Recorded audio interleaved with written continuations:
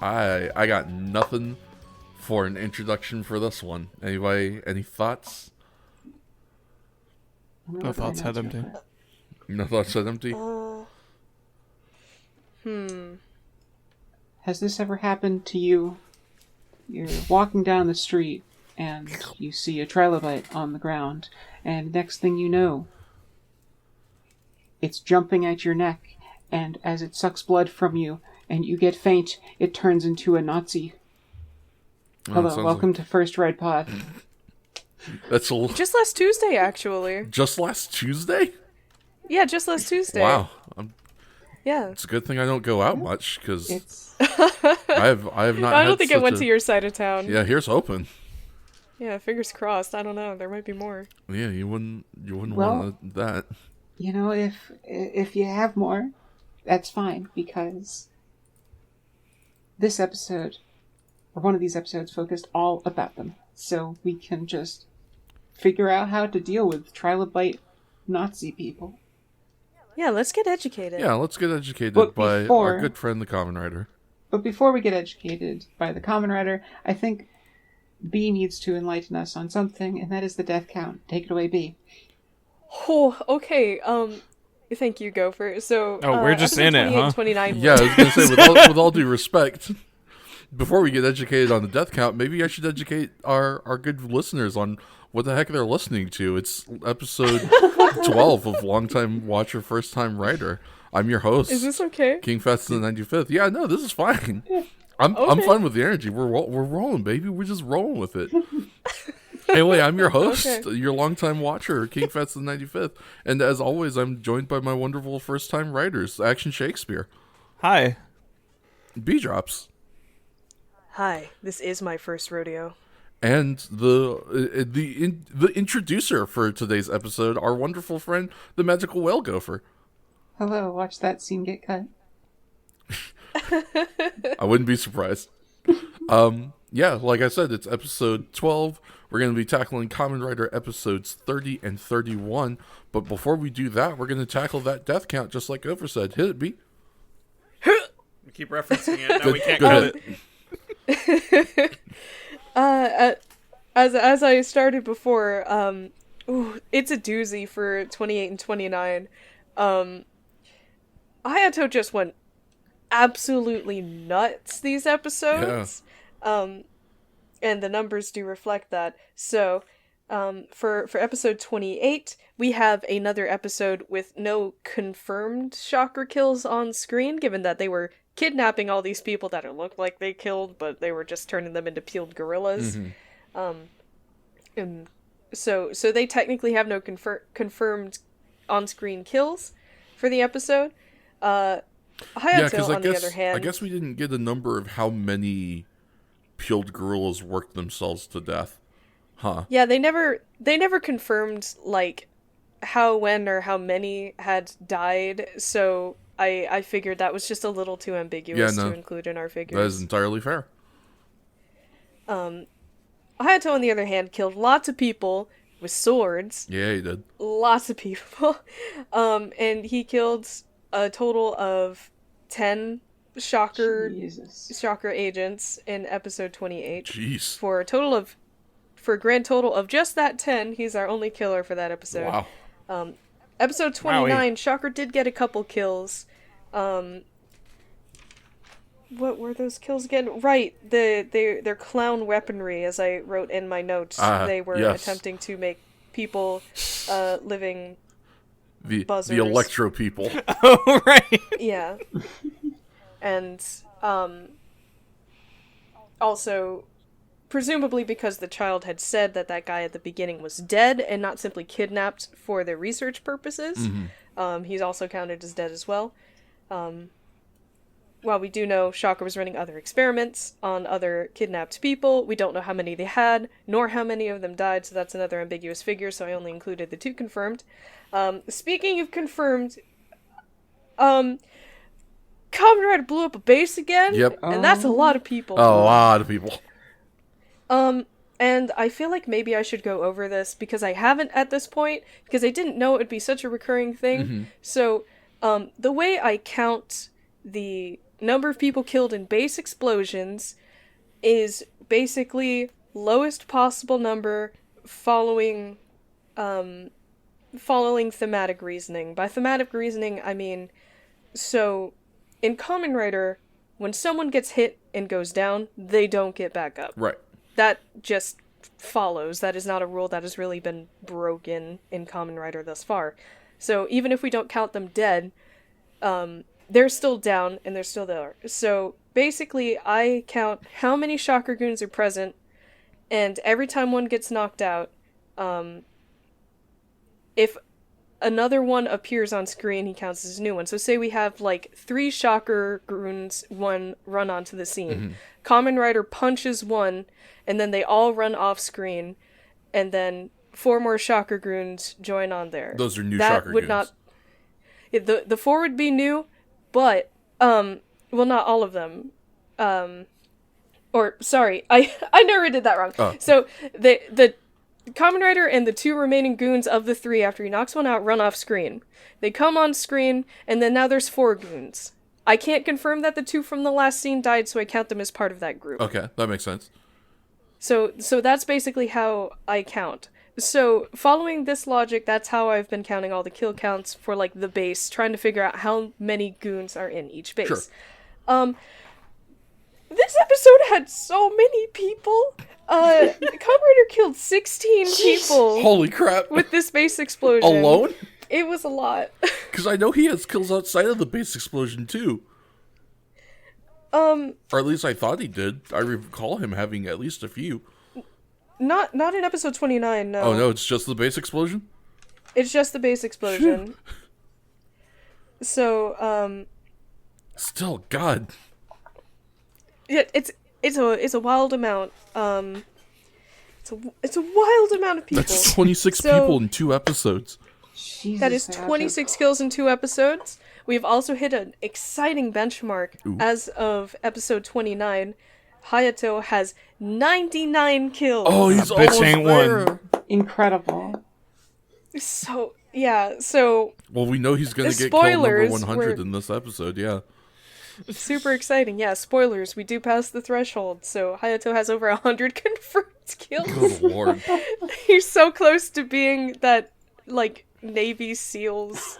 Yeah, the copy Navy paste. SEAL copy paste. Confirmed kills. But that brings Team Kamen Rider to a total of 151 kills. Wowzers. Or more to wowzers, see. Wowzers, wowzers. Oop, I didn't write down the number, 1 second. Shocker is at 96 total kills. All right. Okay. Miscellaneous, still no more. We're at 17. And Still good. we are now... That brings us to a grand total of 264 total kills. Wow. As of episode 29 of Kamen Rider. Jeez. That's... Wow, that's a lot. We didn't break 300 before episode 30, but we got a lot We closer got than I thought very we close. We will definitely... I am almost positive we will break 300 by episode 40. I don't know if we'll break 400 by episode 40, but we will absolutely break 300 by episode 40. Yeah. Absolutely. safe I'm bet. very confident in that. I'm feeling like we're gonna break, like, as a whole, I feel like we might break close to 700-800. By For, the end of for the all series. 98 episodes? Yeah. You know, honestly, that feels like a safe bet. Yeah. And that's just wild to think. I feel like this That's is a the shit ton time. of murder. Like, this is we now have a frame of reference for how fast this is going. Mm-hmm. Yeah, like if it keeps up with this pace, like I'd say probably like about 750. I'm gonna be the contrarian bet and say about 600. You're gonna lowball it? I'm gonna lowball it. Price is right.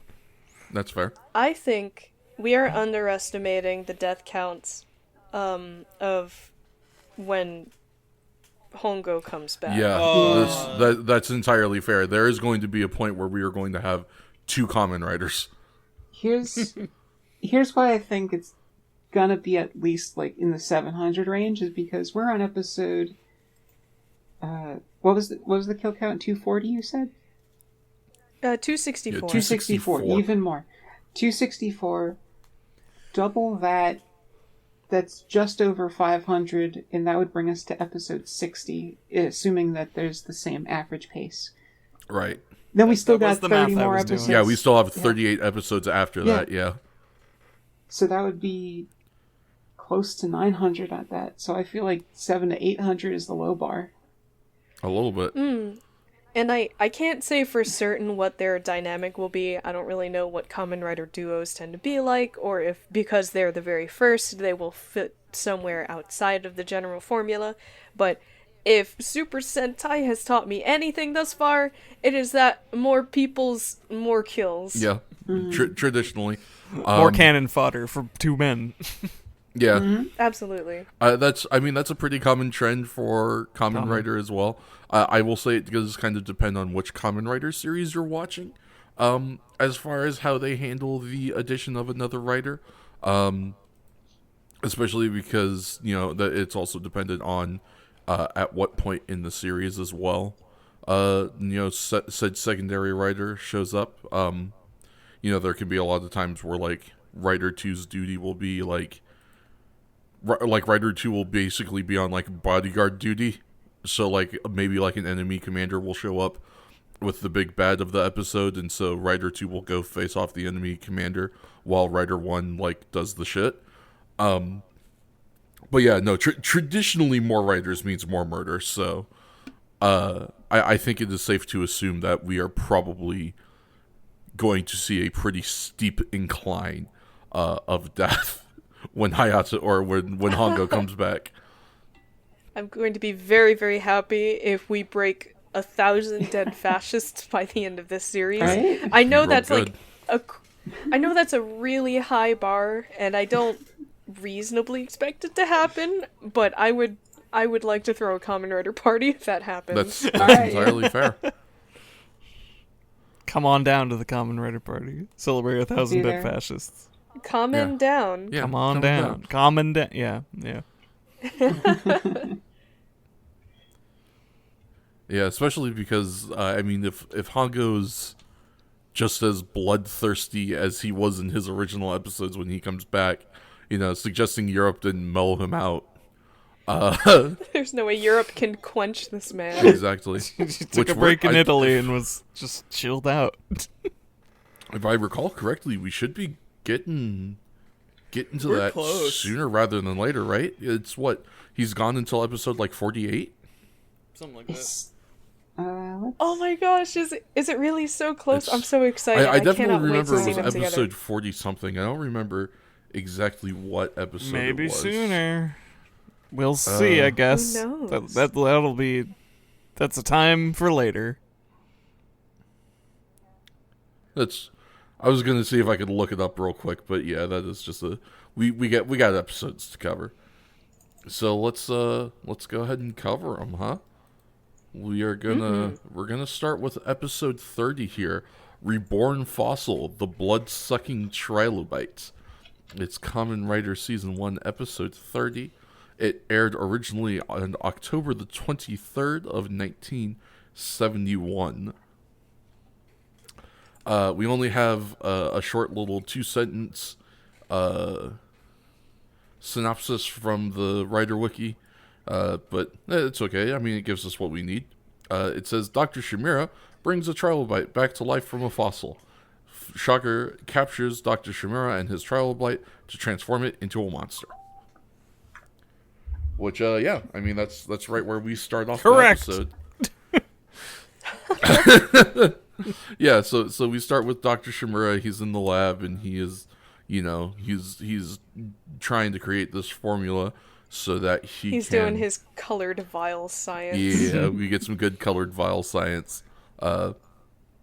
He's attempting to create a formula that will allow him to bring a Trilobite back to life from a fossil, because apparently Japan has just wanted to bring life to creatures that were fossils since well before Pokemon was ever made. Pokemon and Jurassic Park taking notes. Yeah, exactly. But yeah, so he develops this formula that I guess he kind of just like pours it on the Trilobite and it brings it back to life. Somehow, sure, that's what we're going with. And he's like, cool, I did it. And we cut to the big old monkey statue that's or the big old monkey head that's on his wall, which we find out is actually a Shocker spy device. There's kind of a jump scare. A little bit, yeah. It plays this really spooky music. It's like, bow. Big It was monkey. so sudden. Like, Monkey. he was just happily doing science, and then suddenly the camera pans over, and we see this massive peeled monkey face on the wall, and it's like, brrr. Yeah, and so we find out that it's actually a Shocker. It's a Shocker listening device. Yeah, That was, I think, more literal than any Well- of us were anticipating. yeah. I think it. Spoilers. I think it was literally just a hole in the I was I was about to make the joke of just like, well, obviously they're observing from very far away, right? Yeah, there's this whole like computer console thing too that makes it seem like they've got cameras set up in his house and shit to watch this guy, but we're gonna cover that here later on. But so Shocker is like, good, he's finally finished the thing. We've been waiting for him to get done with this so we can use it to make a Trilobite monster that has to drink human blood in order to become more powerful. And then Fascistasci speaks up and gives them this like weirdly strict timetable. Chop chop. Get to fucking was work, like- you slackers. Yeah, seriously. I don't think they've ever been this specific about the timing of one of their plans ever. Like in a single episode, I don't think they've been down to the point where they're like, you need to do this thing at 6:00. You need to be on this next step at 2 a.m. Do not fuck this up. You have a very specific timetable that you have to keep. It was so weird. I was kind of expecting some sort of reasoning to be fed in later, like, surprise, this was the true plan of Shocker. There was an intention for this Trilobite. He was supposed to, like, I don't know, attack this person or infiltrate this place somehow or something that this creature was specialized to do. But no, I guess they're just trying to get more organized, I suppose. Yeah, I guess. I mean, Yeah. props to them, I guess. Cool. Good Like, job, it sort of makes guys. sense because the colonel was just like, he seems to be the person who's like whipping people into shape, pun intended. Yeah. Now that he's doing a great job with Yeah. it. No, but he's doing more than that. So it seems like Shocker's under actual management. Yeah, they're working. It's a team of managers now. Yeah. Maybe it's the flavor of the day. I mean, Fascistasci is green today. Mm-hmm. So maybe that's the color of efficiency. It's The color of money, so stands to reason. And time is money.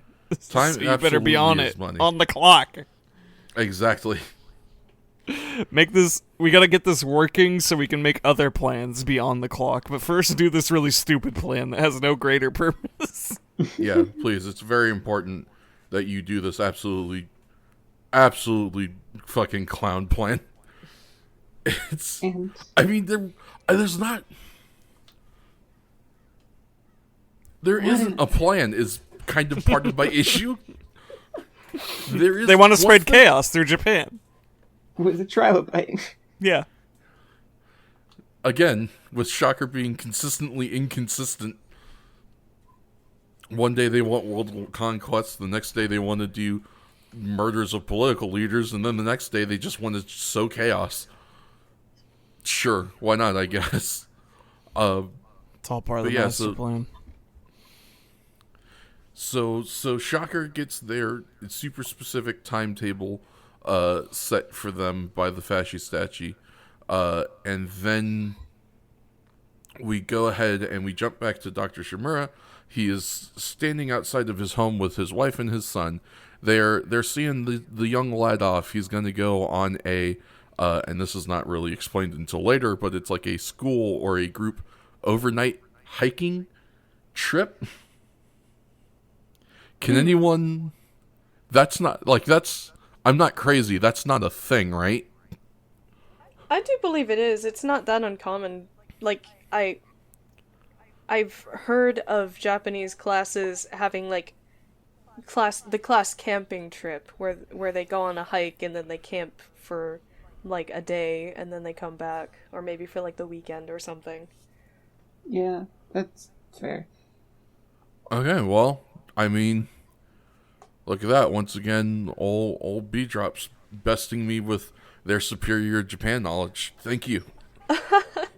I mean, I don't know how common it actually is, but I have heard of it. No, I mean, like legitimately, because I had never even heard of something like that, and I was just like, why would you go on a hike overnight?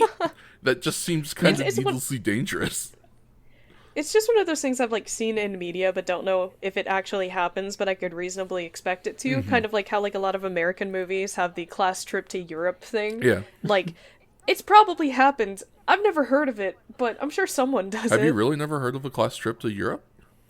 Oh, Not unless the kids had to pay their own way. No. Oh, well, that's fair. Yeah, there's usually some sort of like partial payment that has to come from the kids, but no, yeah, I mean, it's. I suppose it depends on the type of school, but like, I know my high school, some of the language programs, they had like sponsored like class trips to the countries for the language that you were learning, as like an opportunity. I went to public school. yeah. Like, I also went to public school. What do you mean? I'm kidding. I'm sure they had some cool opportunities available if you contacted the right people and did well enough in fundraisers, and especially if you kept the group small enough. I'm sure it's a lot easier for like clubs to go than to have your class trip of your graduating class go to Paris or something. Right. Yeah. That's the other thing is it's not like everyone. It's just like specifically the kids that are in like the senior French class or whatever, And even then they have to get permission, and also they have to pay their own way partially as well. I think there were some trips, but I didn't go on them. Anyways, Kamen Rider.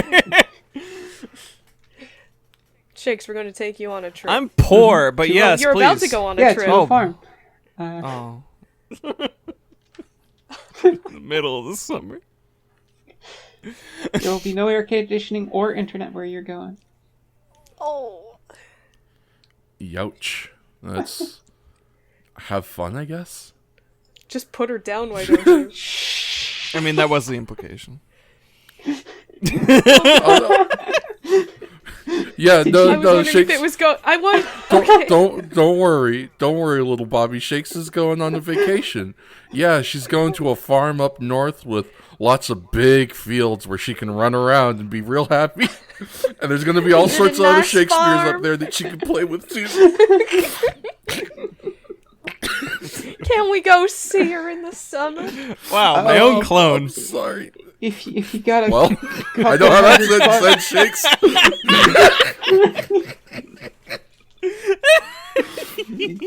Kamen Rider. Yeah. Kamen Rider. Oh, Kamen Rider. What are we doing? Class trip. Yeah, class trip. Overnight hiking. Precocious young lad. Yeah, and his little ribbing.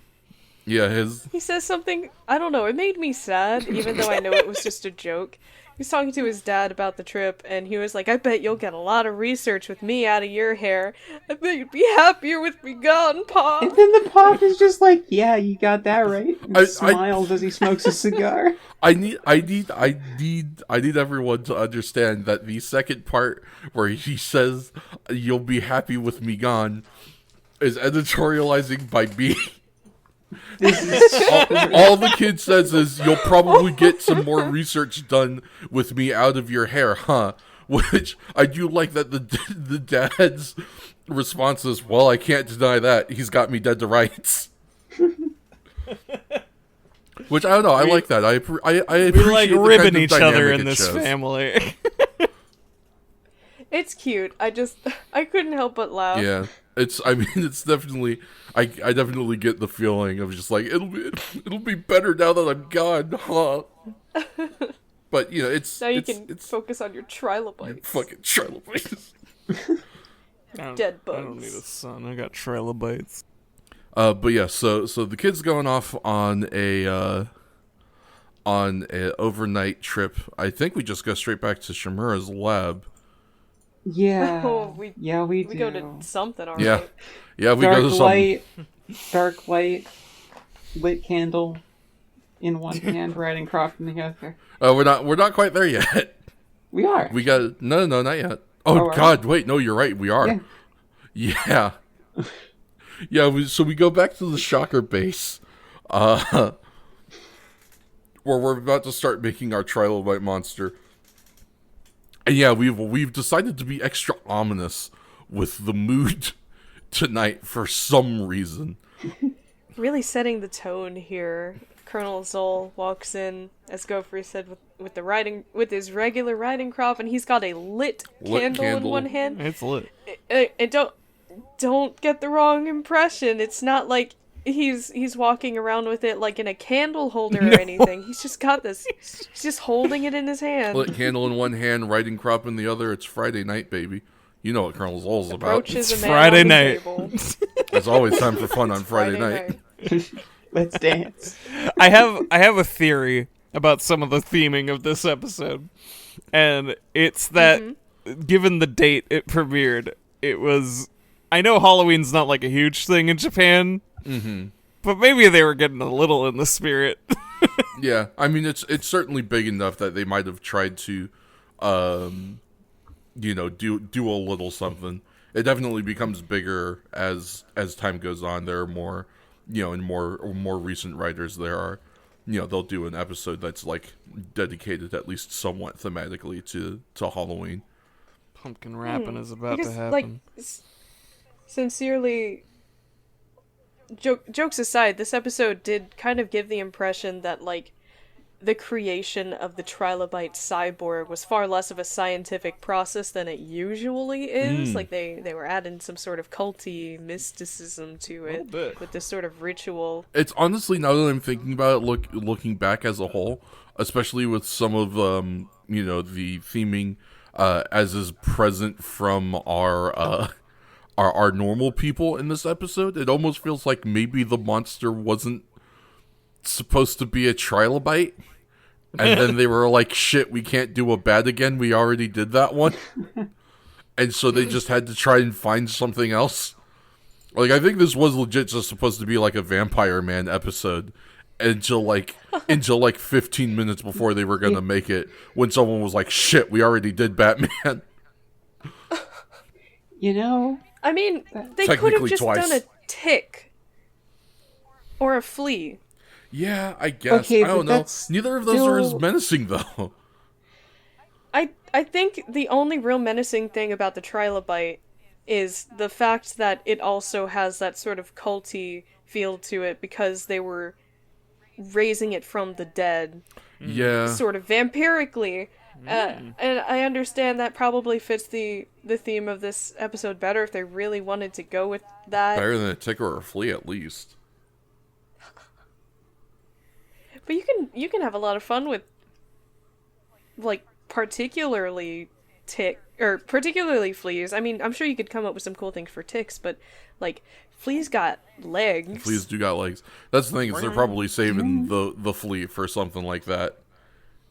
Flea's going to be the special episode where this time it's a shocker monster that can jump just as high as Kamen Rider can. What's he going to do against an opponent he can't outjump? How is he going to beat him in basketball today? Yeah. We just have to be more powerful than we were 5 minutes ago. Yeah, that's traditionally the answer. But yes, so we are going to begin creating our shocker kaijin. And I believe as we begin that process, then we cut back to Dr. Shimura's lab. So old Dr. Shimura, he's in the lab. He's working on some stuff, and we get a scene that is not. we are given a scene that has not given even like a fourth of the amount of urgency that it deserves. Because what happens is we've got Dr. Shimura. He's like looking through a microscope at something. He looks up away from the microscope. He goes to look at his Trilobite, and the Trilobite is gone. Oh, bro. Lost my Trilobite. It's just fucking disappeared. And instead of like getting up immediately and being like, what the fuck? What happened? Where'd it go? Did someone break in? Dr. Shimura is just like, what in the world? It's gone. Well, that's strange. It can't have just gotten up and walked off on its own. And there's no one else in here with me. What could have happened? Like, bro... I don't understand how ponderous developments. Like those initial facts should have been already in your head at Trilobite is missing. Like if I was in a situation, if I was like in my house, right, and I was like, I don't know. Let's say I'm eating lunch, right? Like I'm having some chicken nuggies for lunch. I got me a 10-piece chicken nuggies. I'm sitting there. I'm eating my nuggies. I'm having a good time. I look away for a second and I look back, and my nuggies are gone. I know I'm the only one in the house. I know my door's locked. I know my nuggies can't just get up and walk on their own. I'm immediately on high alert. Because I'm like, who the fuck broke in my house and stole my food? I have a question for you, Fats. Yeah, I probably have in this scenario. Are you trying to raise the nuggies back from the dead? No. The opposite, I'm sure. Yeah, no, very much so. I am not. I'm trying to make sure they're extra dead, actually. Okay, see, so here's my thoughts. Maybe in the back of his mind, he was just like, oh, well, shit, maybe it worked. Did it just get up? I know he knows that it worked, but that's the thing. He even says it can't have gotten up and walked away. Yeah. Bro, it has legs. I mean, I guess. I don't know. I still would have been just on like, even if it started roaming around, I would have been like, shit, that's like an experiment and it's really important. I need to make sure it can't get out. Imagine the shock and horror of being the first scientist who successfully brings the Trilobite fossils back to life, and you have this incredibly, rare and unique specimen of an extinct species. You bring it back to life, you leave your lab for a minute to go take a dump, and you come back, and it's gone, and you're like, oh no, what happened? And you hear a horrible crunch under your heel. Yeah. Oh god, man. That would suck. It's okay, though. Not as bad as what actually happened, though. Nope. I was gonna say somehow no. I was gonna say it's okay. We get distracted soon enough by this moment. Yeah. So what actually happens? So y'all remember a while back at the beginning of the episode where we set up that Shocker is probably in some form of Shocker base, real far away with their big computer terminal, watching Dr. Shimura in his lab. Well, McFucking psych. Because this dude's back wall pops open, and out comes two Shocker goons. Because it turns out their base was under his goddamn house the whole time. Monkey periscope. It's a monkey periscope, yeah! It's incredible. And I also just find it very fascinating that the wall they break out of is extremely conspicuous. It's so conspicuous. They didn't attempt to make it match the interior of the home in any capacity. Yeah, I mean, as far as like an interior design thing goes, I actually think it's very neat. It's like this big stone kind of like art installation type thing. So it's like a gray wall with just like these big rock pieces on it. It looks very cool, and I am willing to give Dr. Shimura the benefit of the doubt that if the home didn't already come with those in them, that maybe he got it installed because it looks nice. But also, it does look extremely like a renovation. Yeah. And I don't know. I don't like either either somehow Shocker slipped in here and fucked with his whole shit and he didn't notice, or Shocker came in when he, like, got the house renovated to add that thing, and they have been playing the longest con of all time. I think the thing that I find most interesting is that there is a small section, like, it does look like they probably come up from below, and the majority of the base is literally directly under the house, but it also looks like there is a room size area on the other side of this wall that facilitates whatever mechanism they use to get up and down, be it like an elevator or a ladder, whatever they have the budget for. And maybe this is me overestimating people thinking about this sort of stuff. I don't know if I just have, like, crazy person brain, but do you not notice that there is an entirely unaccounted for area of your home? It is just larger on the outside. Yeah, no, that's a good point. Like, that room has got to be visible from outdoors. So, like, at some point, you got to be, like, taking Fido out back to do his business and be like, hey, wait a minute. I know that fucking room. Well, what the hell is that? It wasn't... It's a lab and a big house. Like, they had a kind of a big home, right? Like, if I'm remembering correctly, like it was probably pretty sizable. And the lab is only one part of it.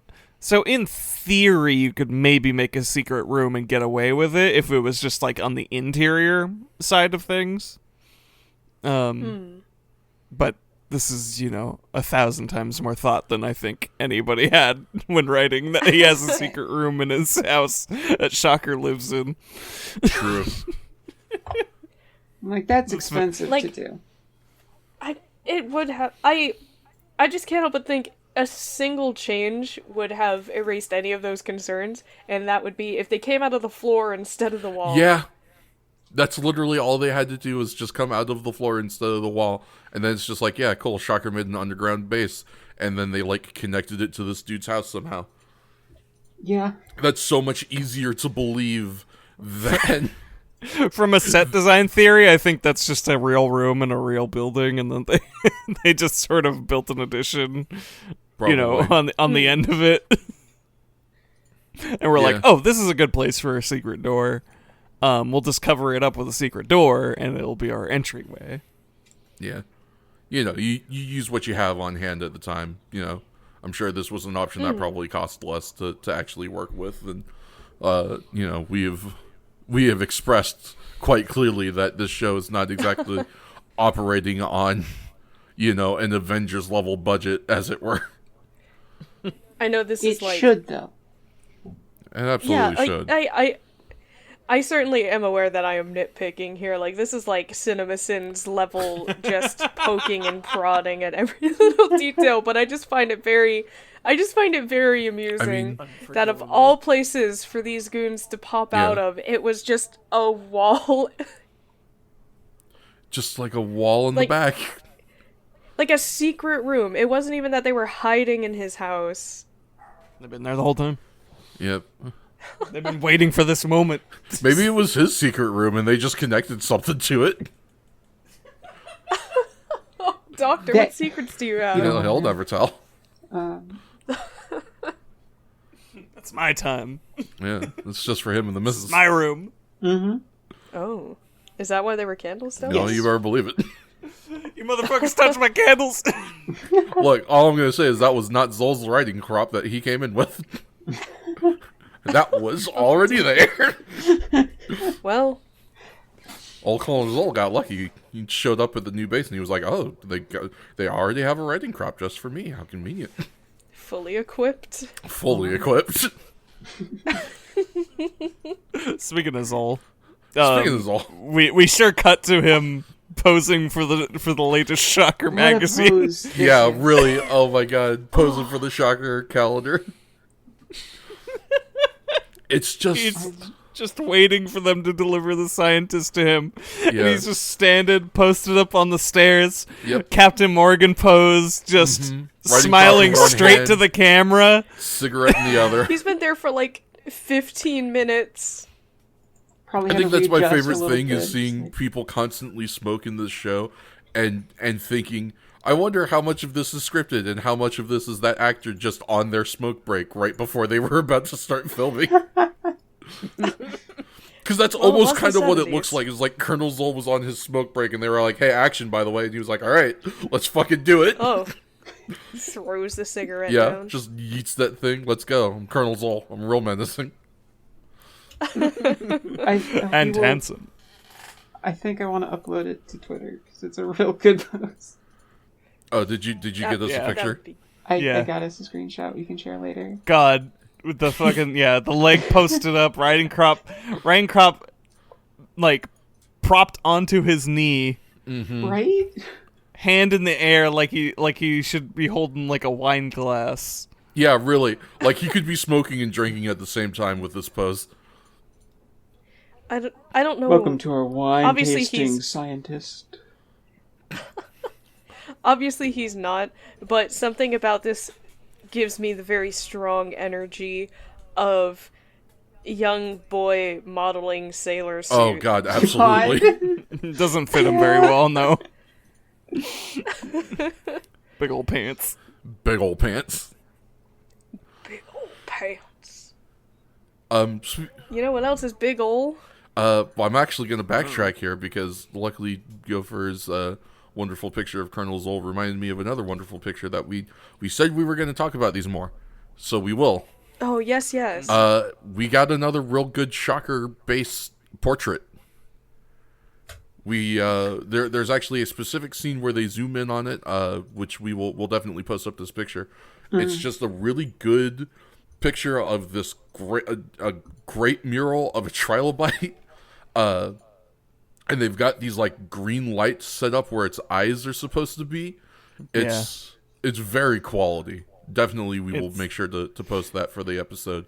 It's so good, and also it reminds me that like in addition to these murals, all the Shocker Grunts already have Trilobites on their masks.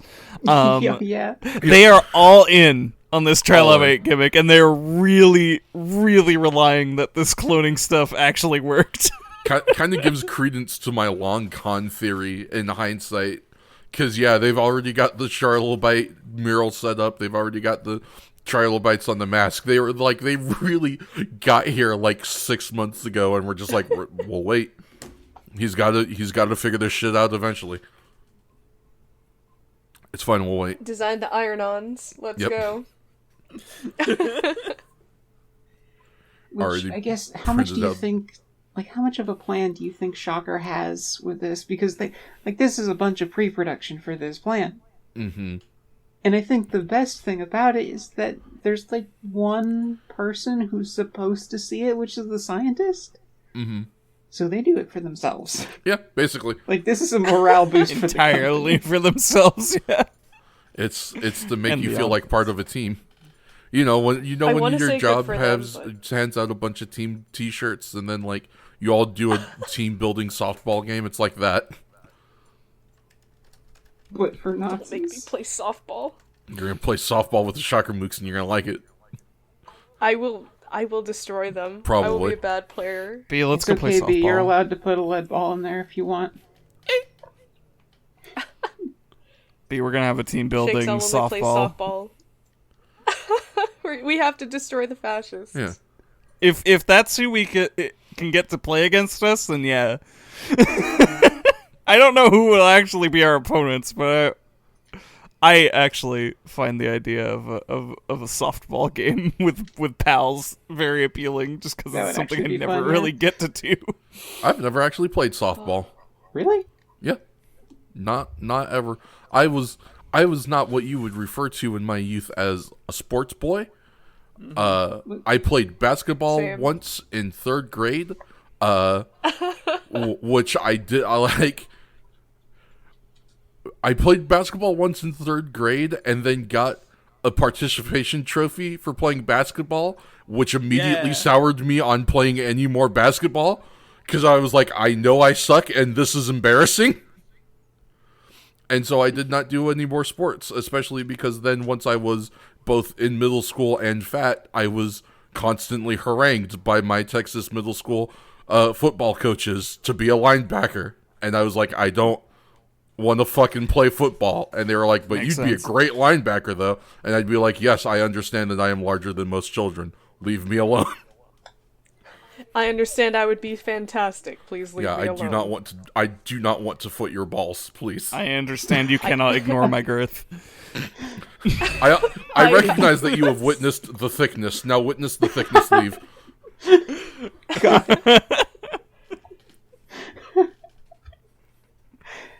Good lord. I'm just surprised you hadn't played softball even mandatorily in gym, because that's like all. That's like. Mostly. No, this was Texas. Texas public school. You walked, ran, or played dodge or kickball. And that's assuming you were supervised during gym. Yeah, that too. There does come a point where they're just like, look, we don't give a shit anymore. We know we can't force you to stay outside. It's too hot. I guess Yeah. I usually was forced to play wiffle ball. Oh, that's so cute. I want to play wiffle ball. I know I'd go nuts though. Like I never played much sports, but when I did have to mandatorily do them for gym, I kind of was really bad at half of it and went way too hard on the other half, just depending on the sport. Sounds about right. Like, I got in trouble a few times for volleyball segments because I was really bad at hitting the ceiling. At not hitting the ceiling? Or, yeah, I was really bad at not hitting the ceiling. I kept hitting the ceiling. How high was the ceiling? I mean, it was a school gymnasium. It's pretty high. Decently high. Like It's not 40 that hard to With feet? the ball. Yes. He was not jumping to the ceiling. Yeah, I know, but Look at my 37-foot vertical leap. I believe it. You like spike the ball or bump the ball or whatever. Yeah, I bumped the ball too hard. Alright. B was out here bumping with power. The rest of the kids just couldn't keep up. No, that's just bad volleyball technique. I mean, if Or there wasn't a alternatively- ceiling, maybe you could have got a point off that. There's no out of bounds in the up direction. This is a That's true true. fact. If it goes 750 feet in the air and comes back down and lands on their court, it's a point. They were holding you back with their indoor volleyball. Yeah. If this was beach volleyball, you'd be a champion. You'd already be at the Olympics. Knock it into the sun. Yeah, I think that counts as an out, though, so you don't want to do that. probably. I imagine space is the out barrier for vertically for most sports. Only because it doesn't come back down. Right. Well, I'm probably stronger than I was in middle school, but I don't really think I can punch a volleyball out of Earth's gravitational orbit just yet. It's Give it a few 7.5 weeks. or 17,500 miles consistently to stay in low Earth orbit. I might hit 15 tops. 15,000? Yeah. Alright. Yeah, obviously. Yeah. Come on, this is beach drops It we're will, talking about. it will here. come back down eventually. Is is the the point. problem. Yeah, then it's not out. Yeah. And if they didn't have the wherewithal to be paying attention because they were just sitting around waiting for the ball to come back down, and you get a point off of that, then boo on them. And Focus, furthermore, get your head in the game. it's only out when it touches the ground, so it's not out if you like spike or like punch it, behind you. It goes all the way around the world and then lands in their court. Yeah. These are B-Drops tactics for volleyball. Gonna write a little guidebook, how to play volleyball. By B-Drops. me. By B-Drops. For $1,000 on the Patreon. Oh, that's a lot for a book. I guess we'll have Books to get take it a printed lot of then. time. Yeah, and B is Doesn't also have to right, be a you big get book. printed. Yeah. Shakes also Yeah, has a it's- point. It's only got like 2 tips in it, and one of them is just hit the ball into the stratosphere. Okay, B will draw a kid's book on how to do volleyball. Now that has to be at least 1,000. Because that's There you gonna go. come Quotation with marks kids. that's book. gonna come with custom illustrations. It's kids in the same way. It's like a kid's book in the same way Kamen Rider is a kid's show because Man, remember when we talked about Kamen Rider? because Nope. boy, this Trilobite turned into a Nazi. This Trilobite. This Trilobite sure did turn Trilobite into built a Nazi. different. Trilobite did bite. It's not normal. So Mr. Riding Crop comes Oh my in. god. I'm sorry. Please go ahead. I just they didn't pick Trilobite to be the bloodsucking vampire because of a pun, did they? Might have. You know, Give you that Trilobite. Damn. Well, to be fair, like You think the English was advanced enough? the Japanese name, as far as I can tell, like the Romanji name, like all of the only place where I saw a name other than Trilobite for this dude was when we watched the actual episode where they called him Trilobronzo. They did. So they didn't keep the bite part, despite the fact that it could have been a pun and tied things together better. And I don't know if that's what inspired them to use the Trilobite, but I don't know. Yeah, that's a very good question, B. You may have just cracked this case wide open. My I God. don't put it back together. It's Go everywhere. get the duct tape. Ah, crap. Oh, the case is leaking. Ah, jeez. oh jeez. I'm gonna have to punt it into space like a volleyball. Yep. You know what else is leaking? Our time for Blood. this This episode. light- The blood of the doctor's wife, because Oh, true. Yeah, so old Colonel Zol, he gets himself a face full of doctor. That's a weird way to put that, but I'm keeping Yeah. it. Correct. mm-hmm. He rolls up on the doctor and he's like, "All right, motherfucker, here's the deal. You're gonna help us with making this Trilobite monster work." And the doctor's like, "No, and also fuck you, and also why would I help?"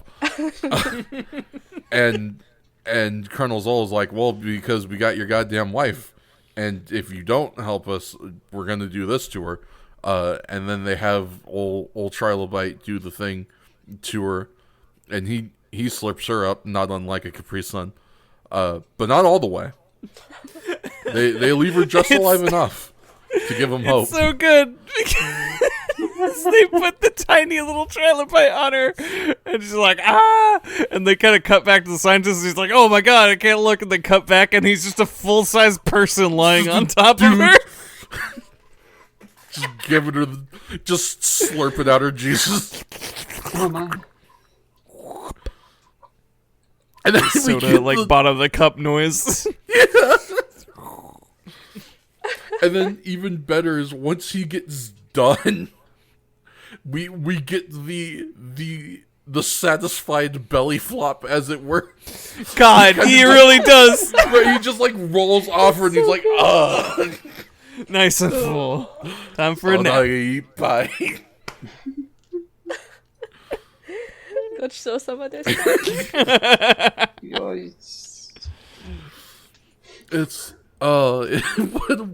like it's supposed to be like a super menacing scene, but it's so just ridiculous instead. Shattered question. immediately. Go ahead, go for You it. say it's supposed to be a menacing scene, but I think it's supposed to be. is the Trilobite, also known as Trilobronzo, supposed to be menacing? Because he I was mean- a real goof in this episode. Was I feel. he? I think he did wasn't okay. that goofy. Yeah, he did a pretty good job. Especially his attacks. he We'll did- get to Yeah, that later. We'll but get like, to that in a bit. Good, but also just like I feel like the way he was doing it was like just so silly. I get what you mean Yeah. a bit. Like, I think he was supposed to be menacing, but I understand entirely that, like, and I kind of feel it too, that he didn't really come across super menacing all the time, especially given that he, unlike the vast majority of Shocker cyborgs, very minor spoiler incoming, occasionally gives inner dialogue. Mm. Yeah. Yeah, that was And weird. that was kind of weird. oh yeah, it's a I was, personal. I You get a was personal thinking more look of at the like villain. the mwahaha shock or Kamen Rider doesn't know I've turned into a Trilobite. Like it's just That was great. stupid. I love it. Yeah, I don't know what you're talking Cunning. about. That was awesome. Cunning and chilling Yeah. in his intelligence, like the velociraptors in Jurassic Park. Yeah, not unlike the Chameleon Man. Yes. 1 point. No, I can't. Trilobronzo. I can't, like, actually compare him to Chameleon Man, because then I'd be comparing him to the thing I unironically like and will not joke about. That's fair. Yeah. I don't want to disparage Chameleon Man. Chameleon Man's too good still. I don't want to sully, like, what I've said about him by making that stupid joke. But I don't know, like, yeah, he kind of flip-flops, but when he does get threatening... Literally. He does a good job when he does get threatening, yeah. The things that are freaky about him are in fact freaky, and freaked me out a little. Mm-hmm. I mean, look... But, like I said, we'll get to that in a second when we get to it. We have proven time and time again with this show that when it comes to Shocker Kaijin, they can't all be winners. I would say that the Trilobite is a winner, despite his stupid name. Right, exactly. Like, I'd be willing to give Trilobite a dub for this episode, despite some of the things that happens and despite his very dumb name. He's no, overall, you know, fucking Cobra Man or Flying Squirrel. Yeah, no. He is definitely not in that low rank. Yeah.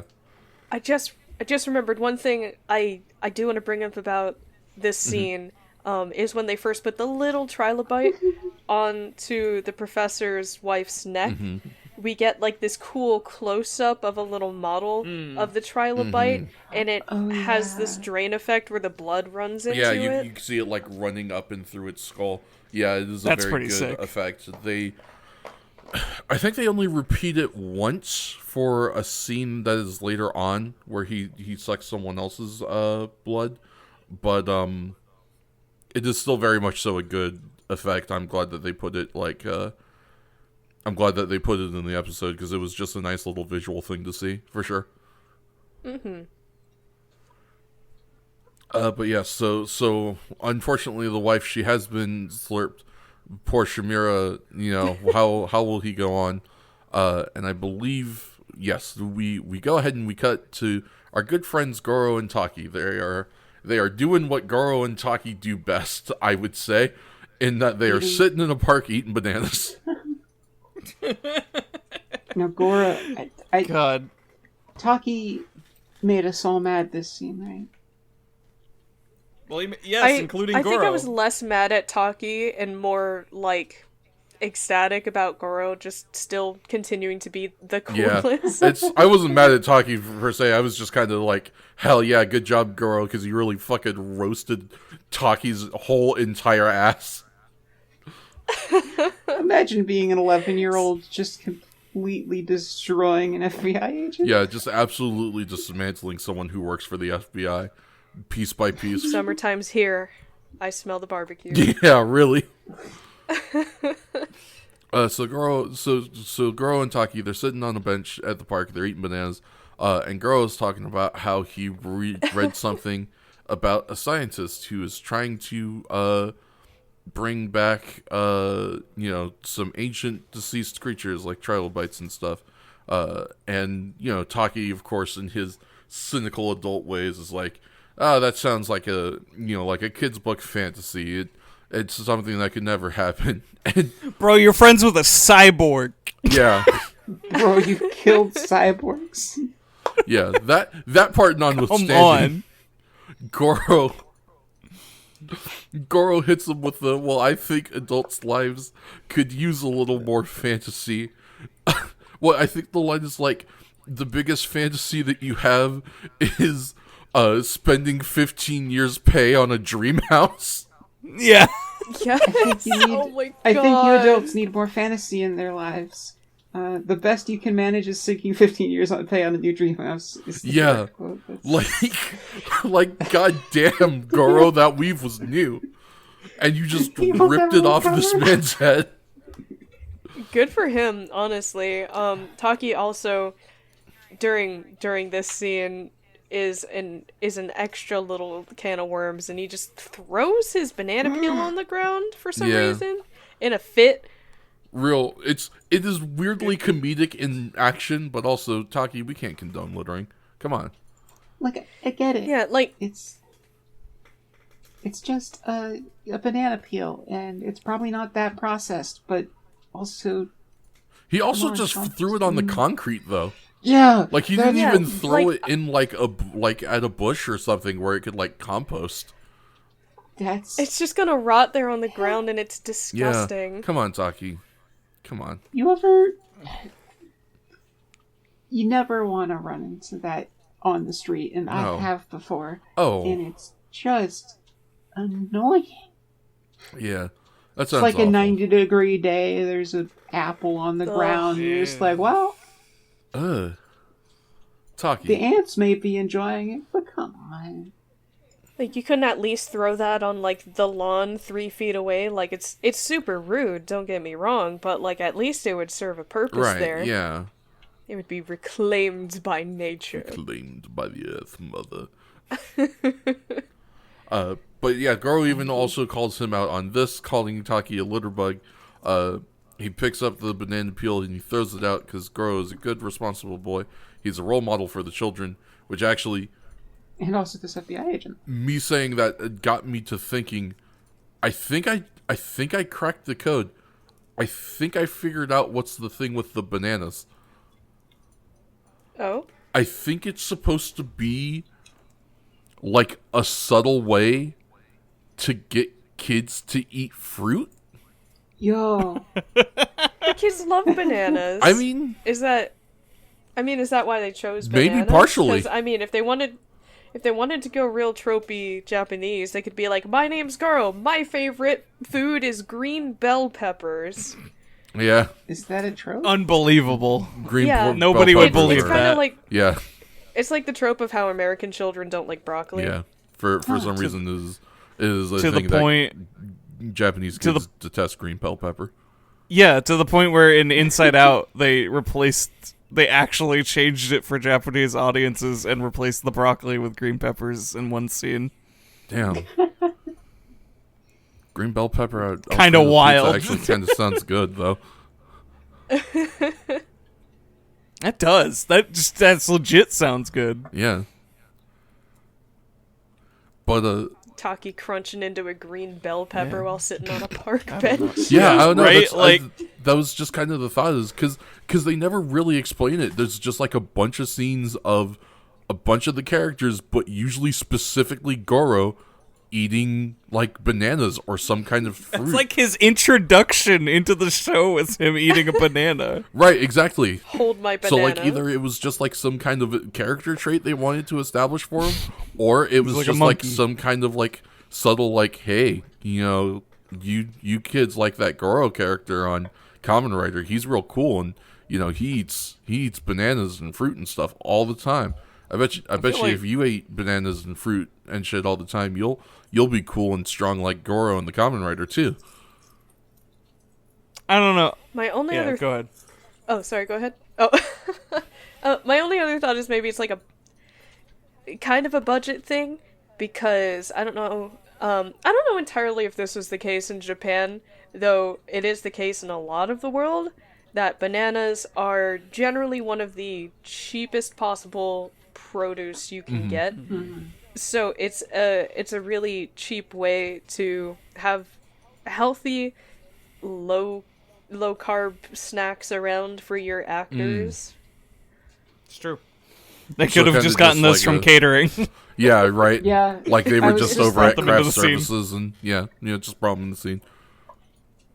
Kurafto.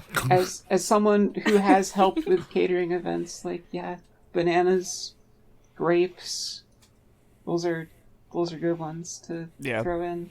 Though in this case, it's very much scripted in, because Taki irresponsibly throws his banana on the ground, and Goro, after he's done roasting Taki, gives him the follow up of that he's a fucking slob, and Yeah. just tosses it, and he should know from the Japanese Constitution that shit ain't gonna fly. Yeah, I forgot about the reference to the 17 Constitution. It's so good.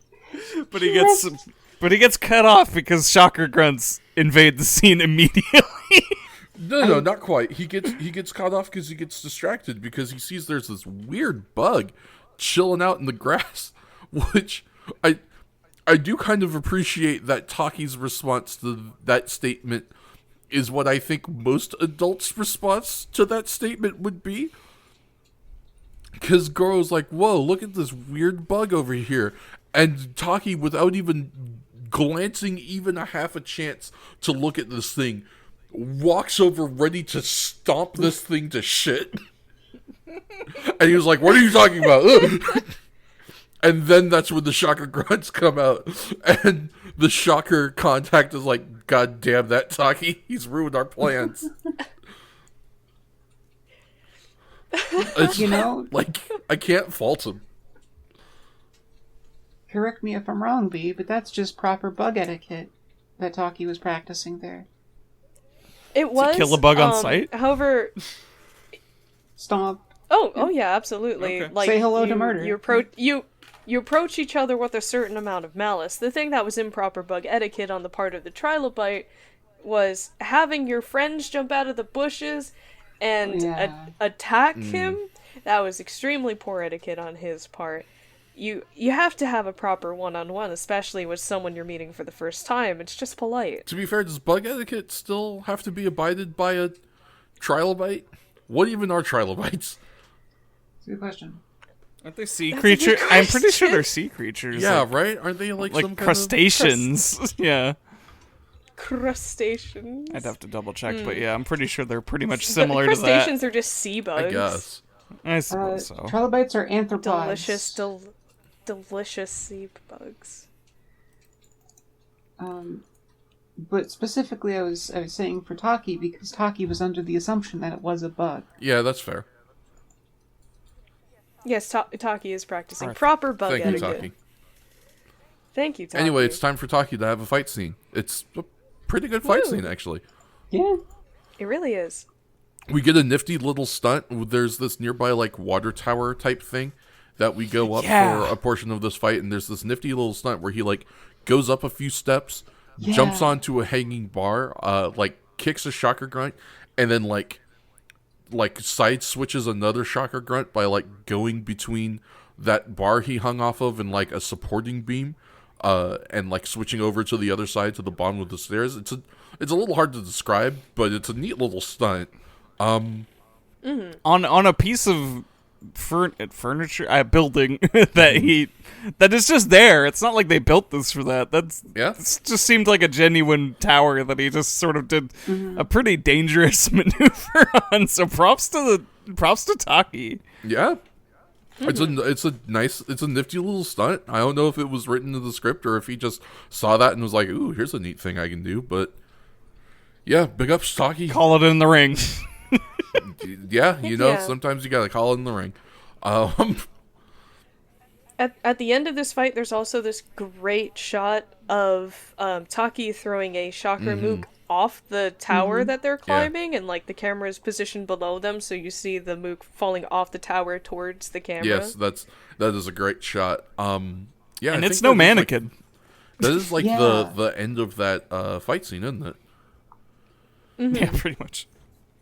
Yeah, so we have a nifty little fight scene where Taki fights off a couple of shocker grunts, and then we go back to our shocker contact man, who I don't think we get a name for this dude ever at any point. I don't think so. Yeah, who the fuck is this guy? He's just some guy. He's a mustachioed shocker man. Who is this fella? I commented that he looks like the bald Foot Clan dude from the live-action Ninja Turtles movies if he had hair. But other than that, we got nothing for this dude. Yeah, this is him 20 years ago. Yeah. He went to some of his old jobs. jobs. I haven't seen these pictures in years. Oh, shocker. I remember those days. Back when I had hair.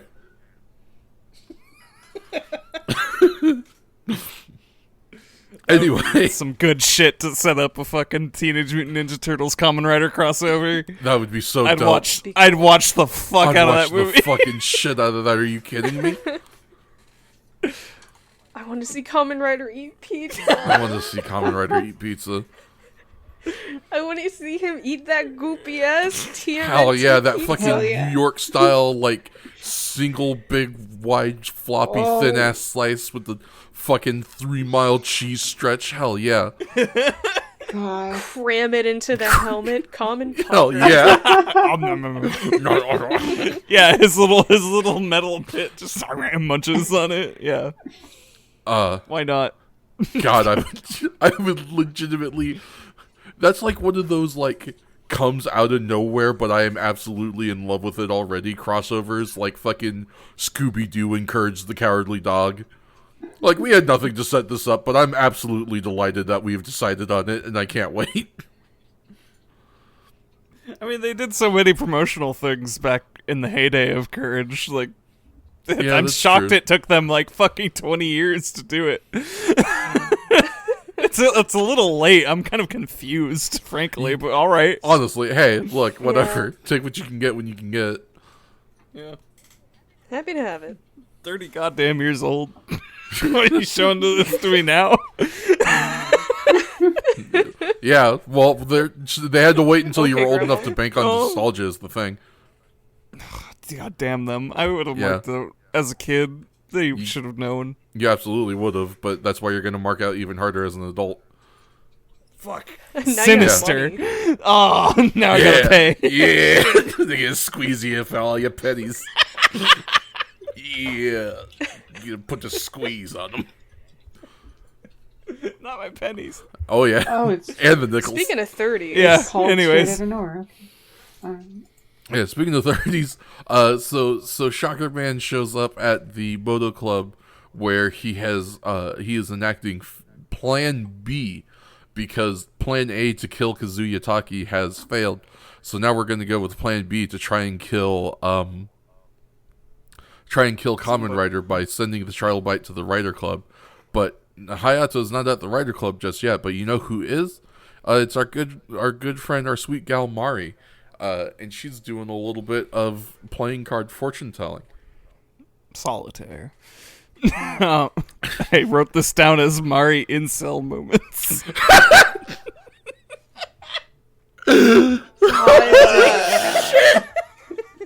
Yeah, you want to talk about involuntary celibate? That is absolutely involuntary. Please, I volunteer. I volunteer tribute. Would. Anyways. Yeah, Mari's playing her solitaire fortune telling game, and her immediate result is like, oh, I'm not gonna meet anyone till I'm 30. Yeah, no, she's been given the fortune Me, that she checks will not watch. get married. It's, I think I love the juxtaposition of this too, specifically because she's apparently not going to get married until she is 30, but she's got a date set up next week. You know, that according makes to sense. the cards. No, that checks. You know, that's fair, yeah. She's gonna have a little fun in the meantime. she knows what Yeah, she's she's about. got a couple Yeah. more years of hoeing around in her before she has to settle down. God.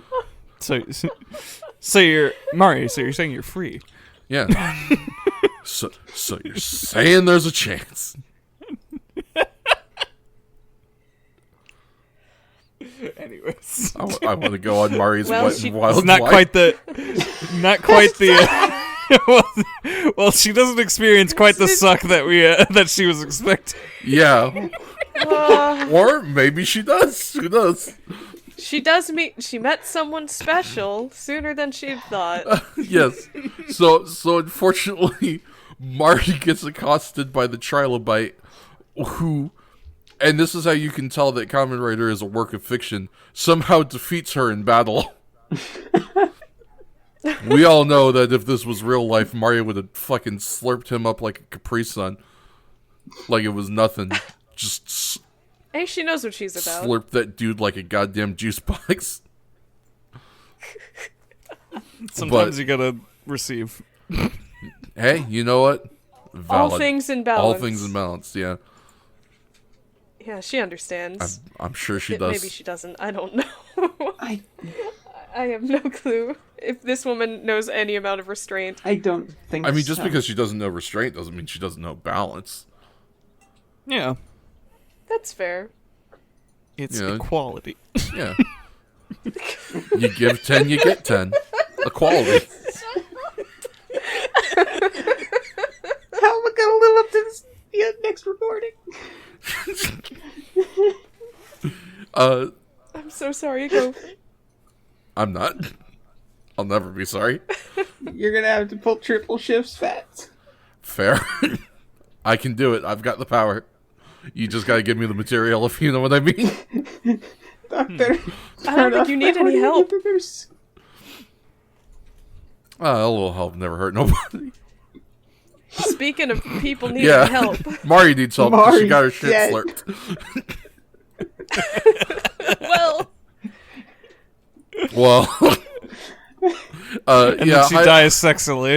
Yeah, Hayato shows up to see that Mari has been slurped by the Trilobite, and we have a slight fight with the Trilobite and Hayato. It's a real brief thing, but it's just long enough to really creep us out for the whole rest of the episode. Oh, yeah, fuck. Because we get to see... I like that. Yeah, I love it, Yeah, too. you fucking would. No. See all freaks? You fucking See all freaks. freaks in here? Yeah? Never pretended I wasn't. No, it's rad, but it makes me supremely uncomfortable every time. Yeah, no, it's. I mean, that's why I like it, is because it sucks so much and it makes me squirm so bad. It's real awful, and I don't like looking at it, but like in a good way. I don't like thinking about it. Yeah, Gopher understands me. Yeah, and I've also gone down rabbit holes this week. This is not the worst thing I've seen. I believe that entirely. So Trilobite's weapon of choice, we find out, is that he likes to kind of just like peel sections of his armored carapace off of his own body, not unlike if you were pulling like a nail off. God, no! Stop it! There's like a fleshy Yeah. Yeah, that's the worst wound part. under his. Yeah. It's not like he just pulled like a thing and was like, "Ha, I'm gonna throw this at you." It's like he peels it off, Yeah, and he there's fucking peels off- blood and Yeah. flesh under it. It's They actually really did a great It's a job really making the fleshy parts too. it's an Very awesome detailed. effect. Yeah. Little speckles of fat. In Yeah, there. it's like it's Yeah. a great visual effect, You know, as should be made pustules. evident by Shakes's abject horror and disgust. You can see there's moisture Yeah. there based on the way like the light reflects It's off of it. rough. Are you trying to get revenge on me, B? I don't know what you're talking about. Are you trying to actually harm me? Real B-drop revenge hours. This is what you get. This is what you get. I guess so. I'll move. Ugh. Now, be- Shakes, you I'll be find out merciful. that your actions have consequences. I'll be merciful and move past it Stuff just a little bit. genuinely gives me the willies. It's Okay. really rough. It's a great visual effect and everything, and also It's executed too well. Yeah, it is executed too well, and it supremely sucks. I think it's so funny, the juxtaposition of the close-up on that shot of like the exposed under flesh, and then immediately you go to a shot of Yeah. the Trilobite like throwing them at Hayato, but just the doofy ass face of this thing. It is a very cartoonish design, and don't get me wrong, it is not bad, but he's a very silly looking lad. Yeah. Yes. Like Yes. he's got that shovel head, and Got shoveled. his eyes are obviously out to the side, but his nostrils that we have, they're really big because they're actually the eye holes for the person in the suit, and it just creates this just incredibly large nose effect, and I love it. He's good. He's pretty I kind goofy. of like Mm-hmm. I kind of like the interpretation of looking at the face and seeing the large green eyes as false eyes and the nose as the actual You know, eyes. that's fair, yeah. Because then he just got like a real little like angy face. Just a real angry guy. No matter how you slice it, he is a very silly boy. He's a fucking goof and a half. Like, But the it's way a they good design. positioned- Yeah. Like, it's a good design for looking Yeah. silly. The way they positioned the carapace as well makes it look like where it like branches off a little bit more into its peak is also like the top of the head, which just frames the face so well. Yeah. And I don't think that's intentional, but I love it. Gives him the tiniest little face. Just a little angry face, and he ain't got no Or- nose. So if you flip it upside down, it's smiling at you. Oh my god, you're right! Oh, it's so cute! I have to look now. Oh, it kind of reminds me of, like, the aesthetic of those, like, late 2000s, like, robot toys that got really popular for a while. I'm Oh, trying yeah. to remember them. That was an interesting phase in children's Yes, toys. it was. Do you remember what they were called specifically? Not all of them. I remember there was like a robotic, like, there was like a raptor, and there was like a little buddy, and there may have been like a couple. I think there were like dogs and cats. You mean Beast Wars? No. No, lines of toys, not tied to any franchise. They to were my just these knowledge. little robot toys, like little robot dogs and cats and stuff. And Like the robot pets. Like, yeah. Oh, Yes, okay, those got really popular for a while. Yes. There's like a weird monkey one that got sold at Toys R Us when I was still working there, and he was really like, they were getting more advanced and they were making them look less like robot animals and more just like animals. Oh, I'm sure that was a good time. And that one was, I mean, it wasn't that creepy, but that one was really funny looking because he really looked like fucking stanced up. Like Mom said, it's my turn to use the Xbox kind of stance. Imagine a chimp doing that. Chimp rolling up on you, slapping you upside the head, and being like, whoa, whoa, whoa, whoa. That's easy to imagine. Chimps are kind of fucking nuts. Yeah, that's true. Just give him the controller. Let him play Halo. Let him play Halo, dude. Like, it's fine.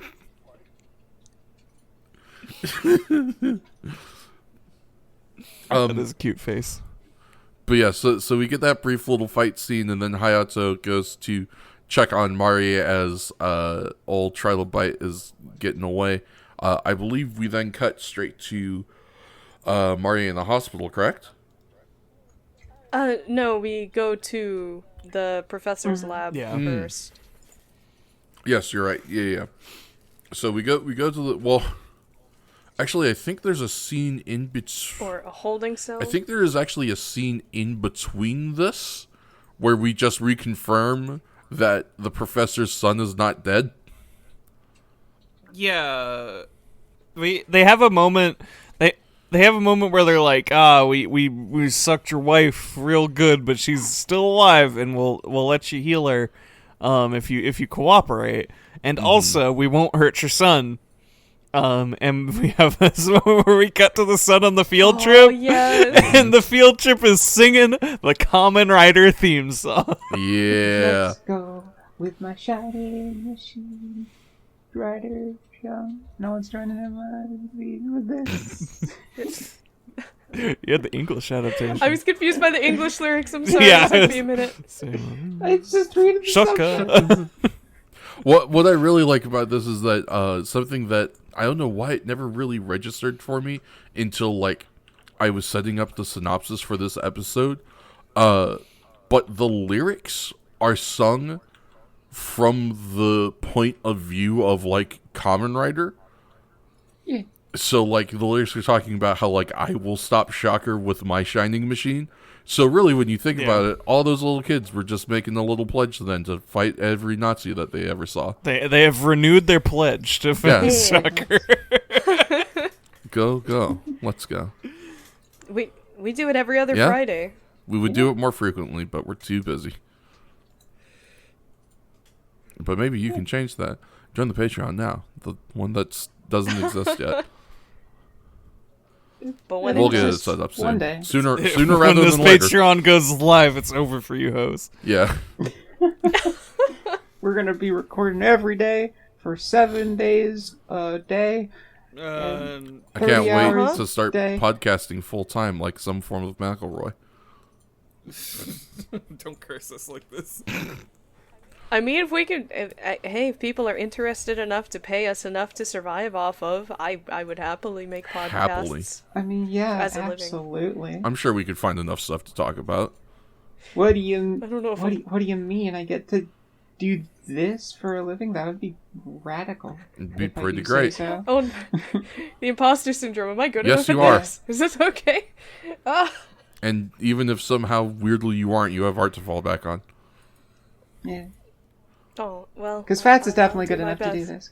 Well, hey, hold on now. Now, Fats is definitely good enough to do this. I mean, that's very sweet. But, And true. alright, fine. I will accept your compliments, see? Thank Look at that. Congratulations. That's a powerful move. Yeah. Get power played. You know what else is a powerful Tell move? us, B. Keeping the discarded exoskeleton fragments from your enemies to show off to your Yeah. boyfriend. Yeah.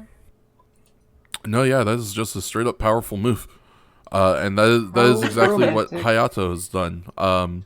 So yeah, now is the point where we are at Mari's hospital bed for the first time. Everyone is looking over her as she dies sexily in the hospital bed. I think they just set it up in the back of the shop because this is a real custom job they got organized as they have unleashed the full vampire defenses.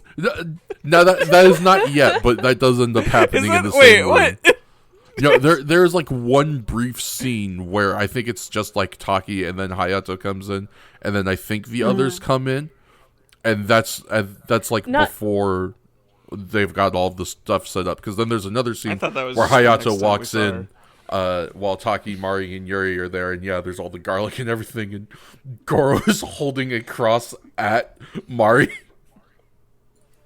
Yeah, for whatever reason, there's like a 2-minute long break between Hayato leaving and Hayato coming back and going into the room Mari's in, where he just leaves and encounters shocker goons on the road who are trying to clothesline him with a rope, but he catches on and he stops and he fights Well, them. yeah, so that's the thing is, like, Hayato tells Taki that he's going to go look into the carapace pieces that were thrown at him because he thinks they will be important to, like, solving the mystery of what's going on.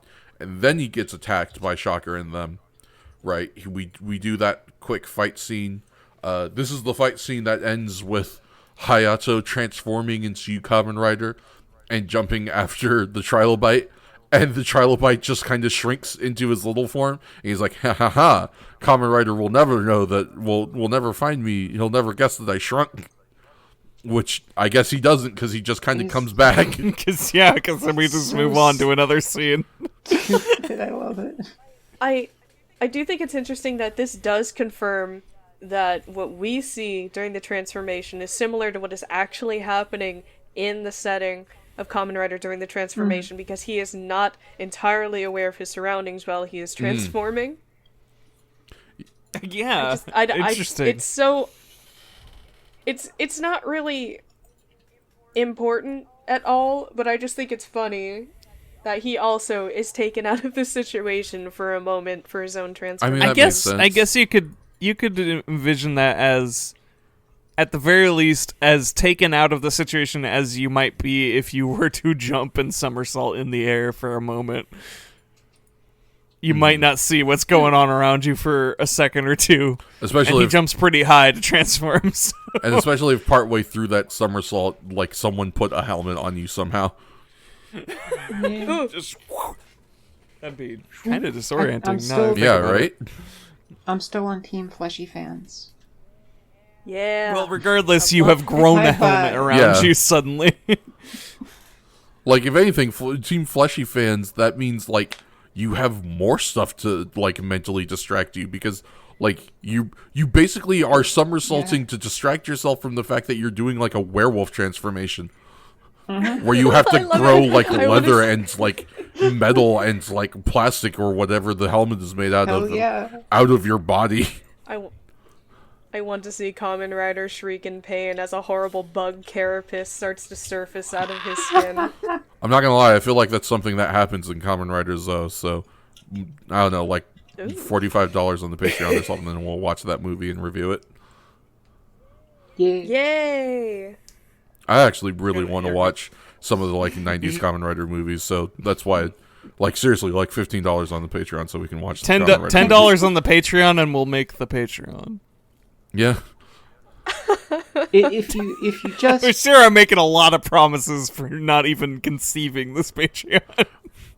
It's a running gag. Well, it's partially a running gag, and it's also partially me hoping that if But then you start doing shit that you want to do.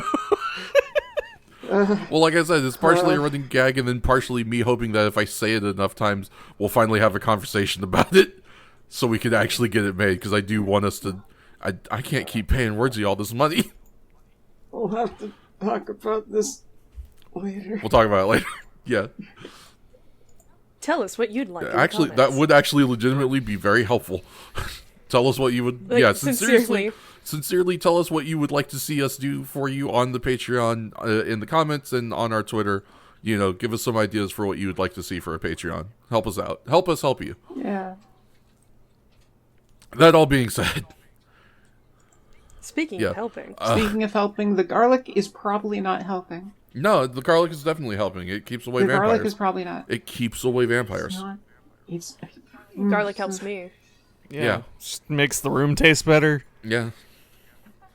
God, I wish I could just, like, make food in the air and then, like, take a chunk of the air and just eat it and then, like, call it a day. You know?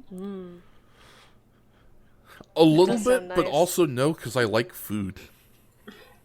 No, but it's just, like, You could have you make soup-flavored air and then you just, like, every, like, couple hours, you just, like, turn over, you take a bite of your air, and then, like, there you go, you're full. Go for Yeah, easy go for food. you food. I think it's the long and the skinny of it. Mac and cheese.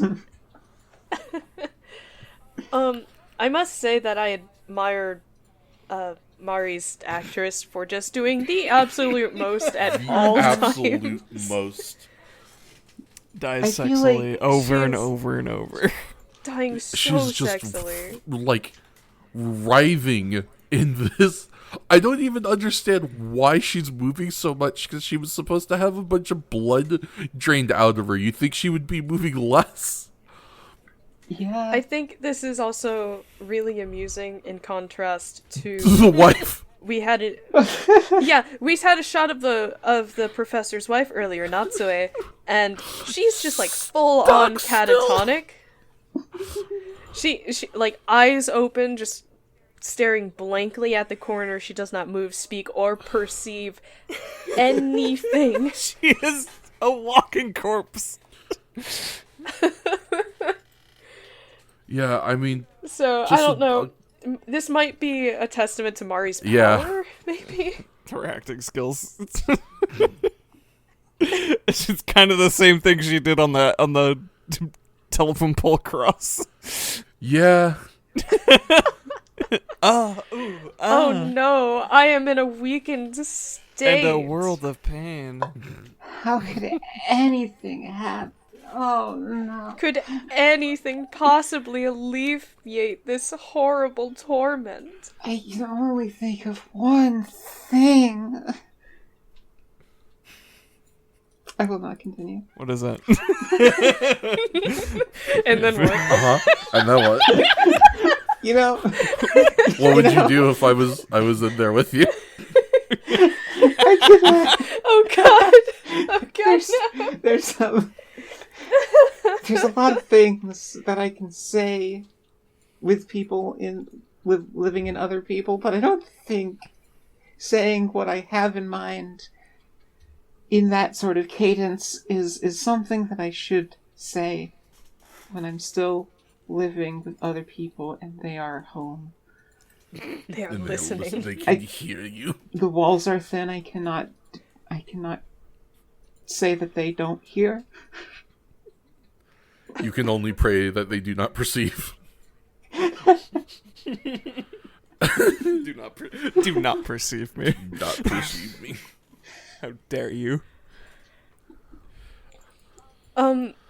Oh, in this room where Mari is just sort of having a time on the bed, we've already discussed the garlic. Everybody is also outside of Hayato wearing face masks, and Goro is standing at the side of the bed with a cross in hand. I forgot about the cross. Goro is on full vampire defense. He's probably got the holy water. Yeah, you call him fucking Goro Belmont because he's fucking ready. I'm sure he's got the vampire slayer whip somewhere. I was gonna say he had his whip off camera. If that bitch gets up, it's on. Yeah. She might like that though. Yeah, a little bit. You gotta be careful, Goro. Yeah. Watch out, Goro. I don't think you're strong enough for this vampire. You gotta know how to pick your battles, kid. But So anyway, we cut back to the shocker face. yeah. Saying that we won't harm the wife or the kid. Yeah. Well, no, we're so this cut back to the shocker base. We are at the point where, and I think this might happen before we get to Hayato coming back to the to Mari and the Jets, as it were, because we are now at the point where Dr. Shimura has agreed to help. He is going to do the thing with the stuff, so as they can make them a trilobite. And so we see them working on that for a little bit, and then I believe the reason why I think this happens before Hayato coming back is because when Hayato does come back, he has a brief conversation with Goro, where Goro mentions the thing he was talking to Taki about earlier about there being a doctor that he had heard of who was trying to bring ancient creatures like trilobites back to life. And so Goro gives Hayato the name of Dr. Shimura, and Hayato's like, okay, I'm going to go see Dr. Shimura. And then we cut to, I think we go back to the shocker base, and then, or no, we go back to, I think we specifically go back to Shimura being led out of the shocker base by the Trilobite, who's like, go greet your guest, and like, no funny business, because I'm going to be here listening. And by I'm going to be here listening, he apparently means I'm going to be hiding behind these curtains. Just straight up. Just straight up. Which, it's a little weird to me. Because, like, your base is on the other side of the wall. Couldn't you just, like, hide there? I guess he wanted to be able to, like, pop out and attack quickly if the doctor said anything funny. I feel like you still... I don't know. He'll just come out and get you. Yeah, I don't know. You are very right, Gopher. It's a weird choice, but you know, the spy thing there as well. Like, it just seems a weird risk to take. You know, just watch the gorilla, man. I think my favorite thing about this setup is if you do watch this scene, you can see that the curtains do not reach the floor. So, like, his whole shins and feet are hanging out below the curtains. My tralatoes. My tralatoes. Yeah, definitely his whole... Like... You know, you could bless the toes at any time, truly, if you wanted to. Smack those piggies. I see you're blocking mid, but are you blocking low, homie? Yoink. Stomp them, scuff them, Jordan. Yeah, scuff them, Jace.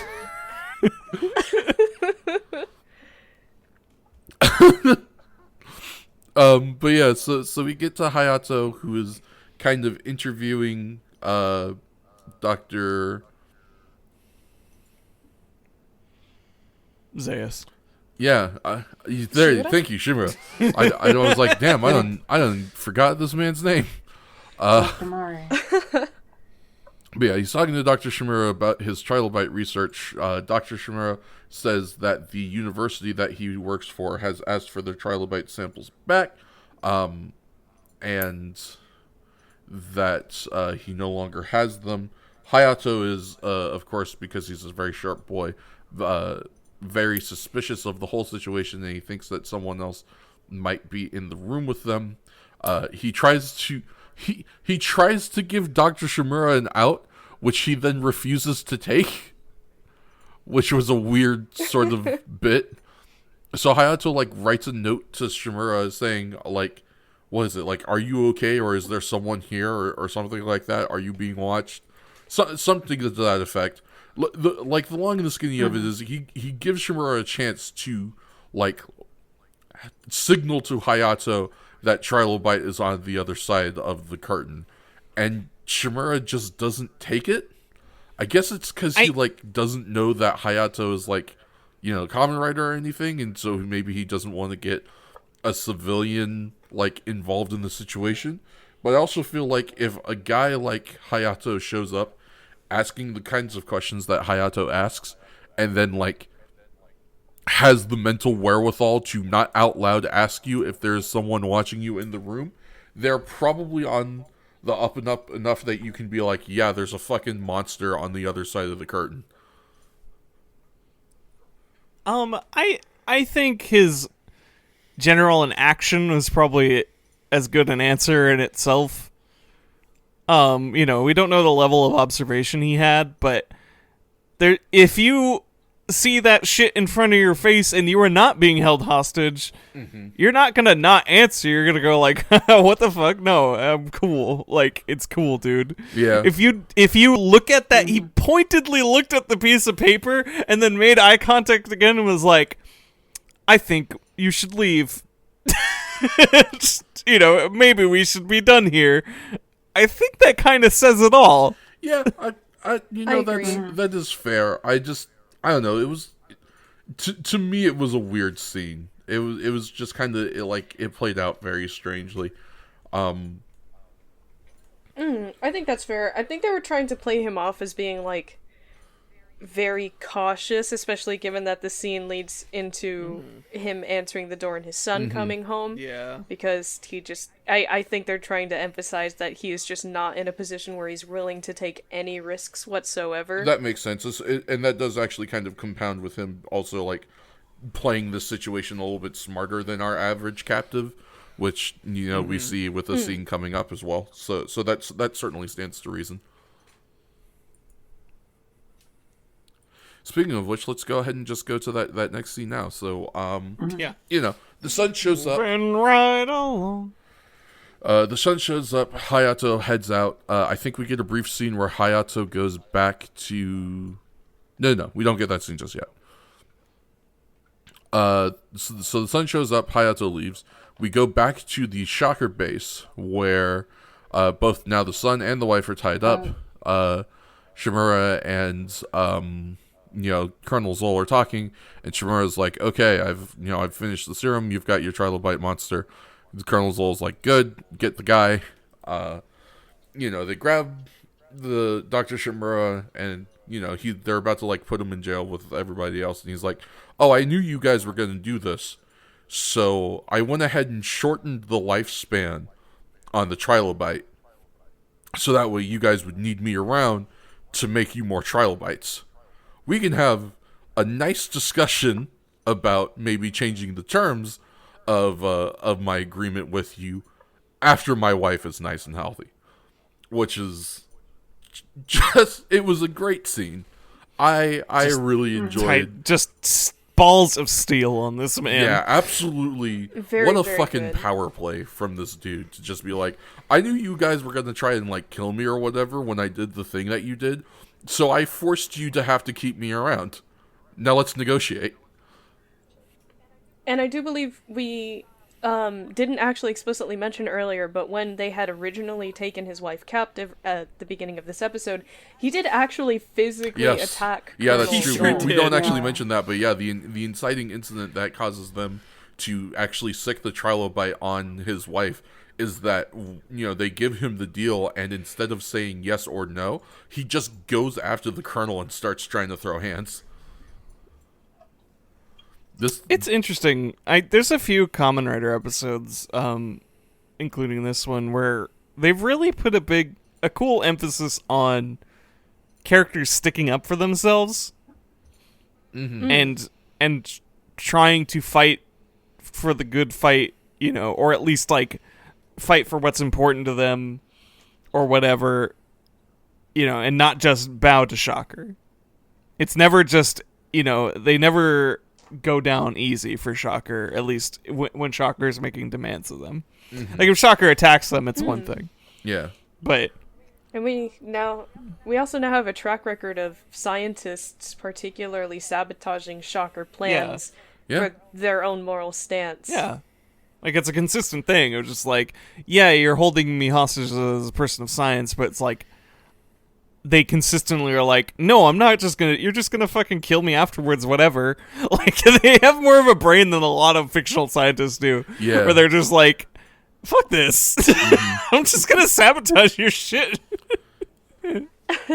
Yeah, it's you put me in the best position to do so. Yeah, it's very nice to see, kind of our... I guess it's not unfair to call them like damsel in distress characters. Our victims, as it were, of the episode being like, hey, I recognize that my whole shit is probably fucked regardless, so I'm just gonna go ahead and use the last of my remaining breath to stab you right in the goddamn foot. Is a great amount of agency. Mm-hmm. Yeah. Definitely this guy especially. This is the most we've seen, I think. Yeah, for sure. I mean, this is the first guy to ever like power play Shocker into like having to play ball with him.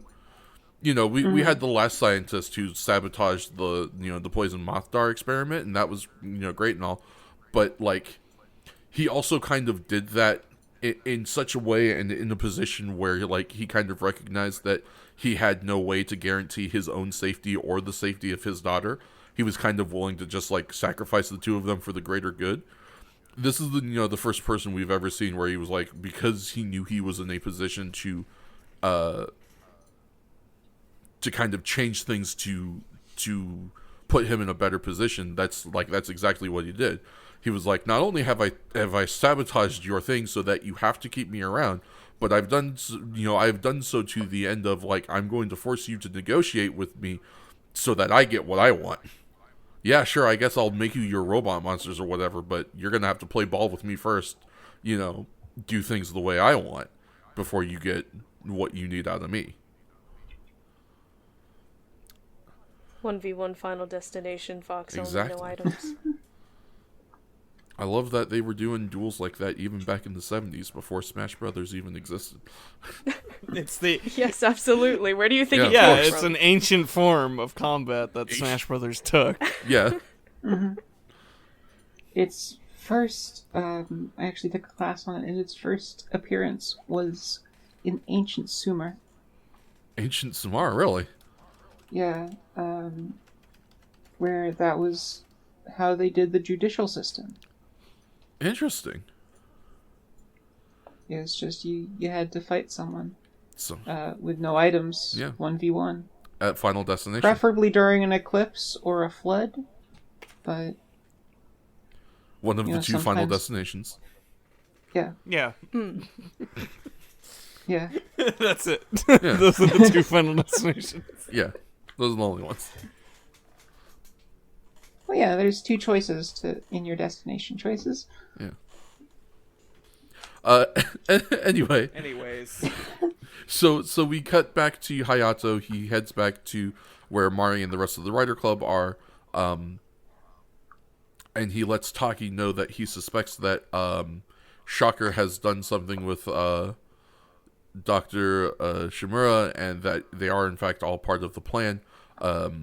Because he went to the university that Dr. Shimura said asked for their Trilobite samples back, and they confirmed for him that they had done no such thing. So he collects Taki, and they go off to I believe they go back to Shimura's house, right? Mm-hmm. Yeah, they basically storm it. And there's like, I think at that point, I think Shocker Goons immediately come out to meet them, and they get into a scuffle. That sounds about right.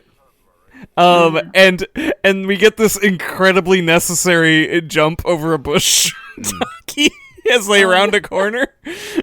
I didn't realize it when watching the episode, but Shakes, you could not be more accurate when you say sudden.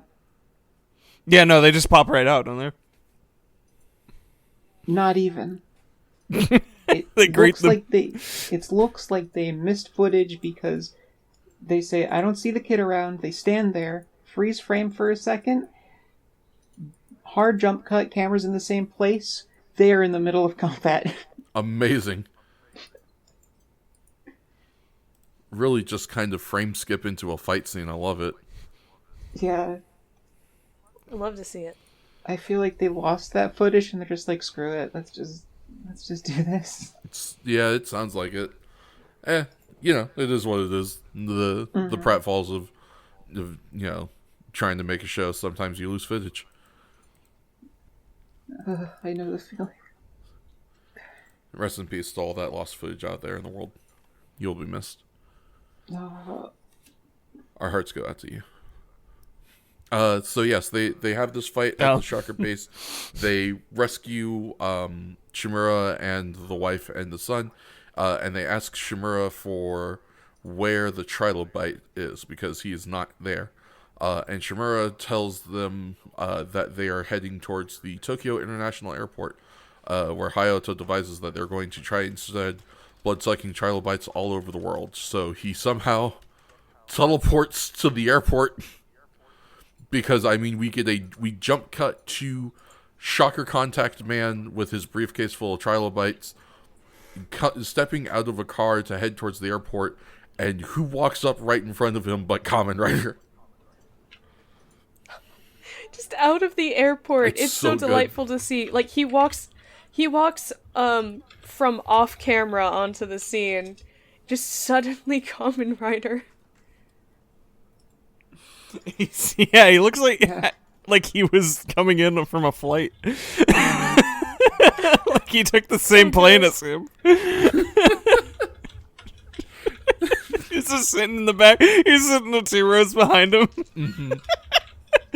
On the newspaper with the newspaper. He's still in the full getup. Yeah, I was just imagining like Kamen Rider in the full suit and everything, just like sitting in economy with the newspaper. Right, the fucking flight attendant rolls up. Would you like pretzels or peanuts? Peanuts, please.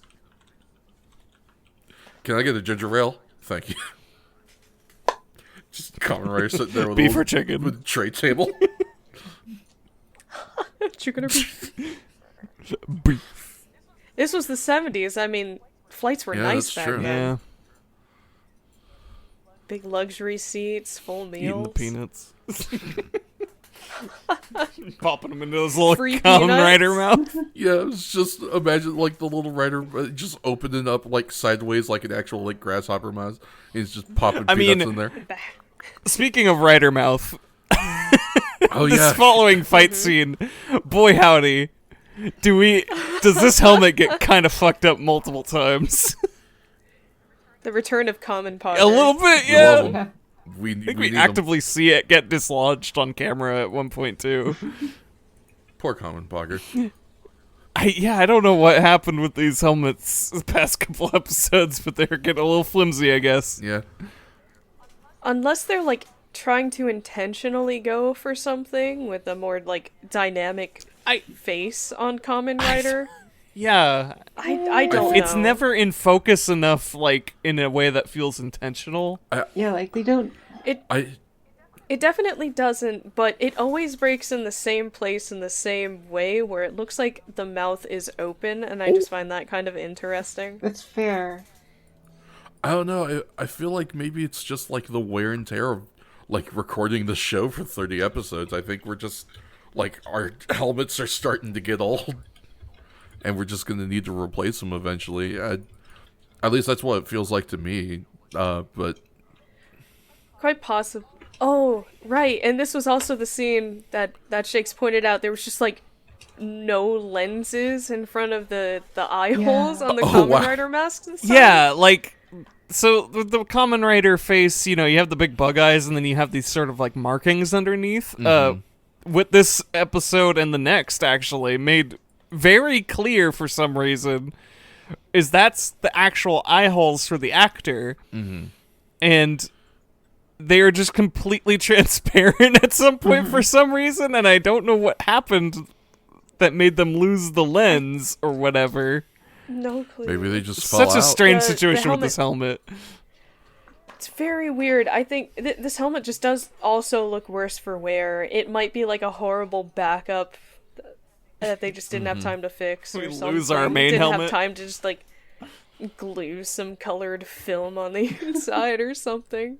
I mean, it's entirely possible that we just didn't have time to fix up the backup masks, and we lost our main mask, and so we were just having to make do for a bit until that next paycheck comes in, and we can make new masks. Which would be a lot better if they didn't zoom in on it. Yeah. I think you could have gotten away with it. They got so close to his face during those parts. Yeah. It's so weird.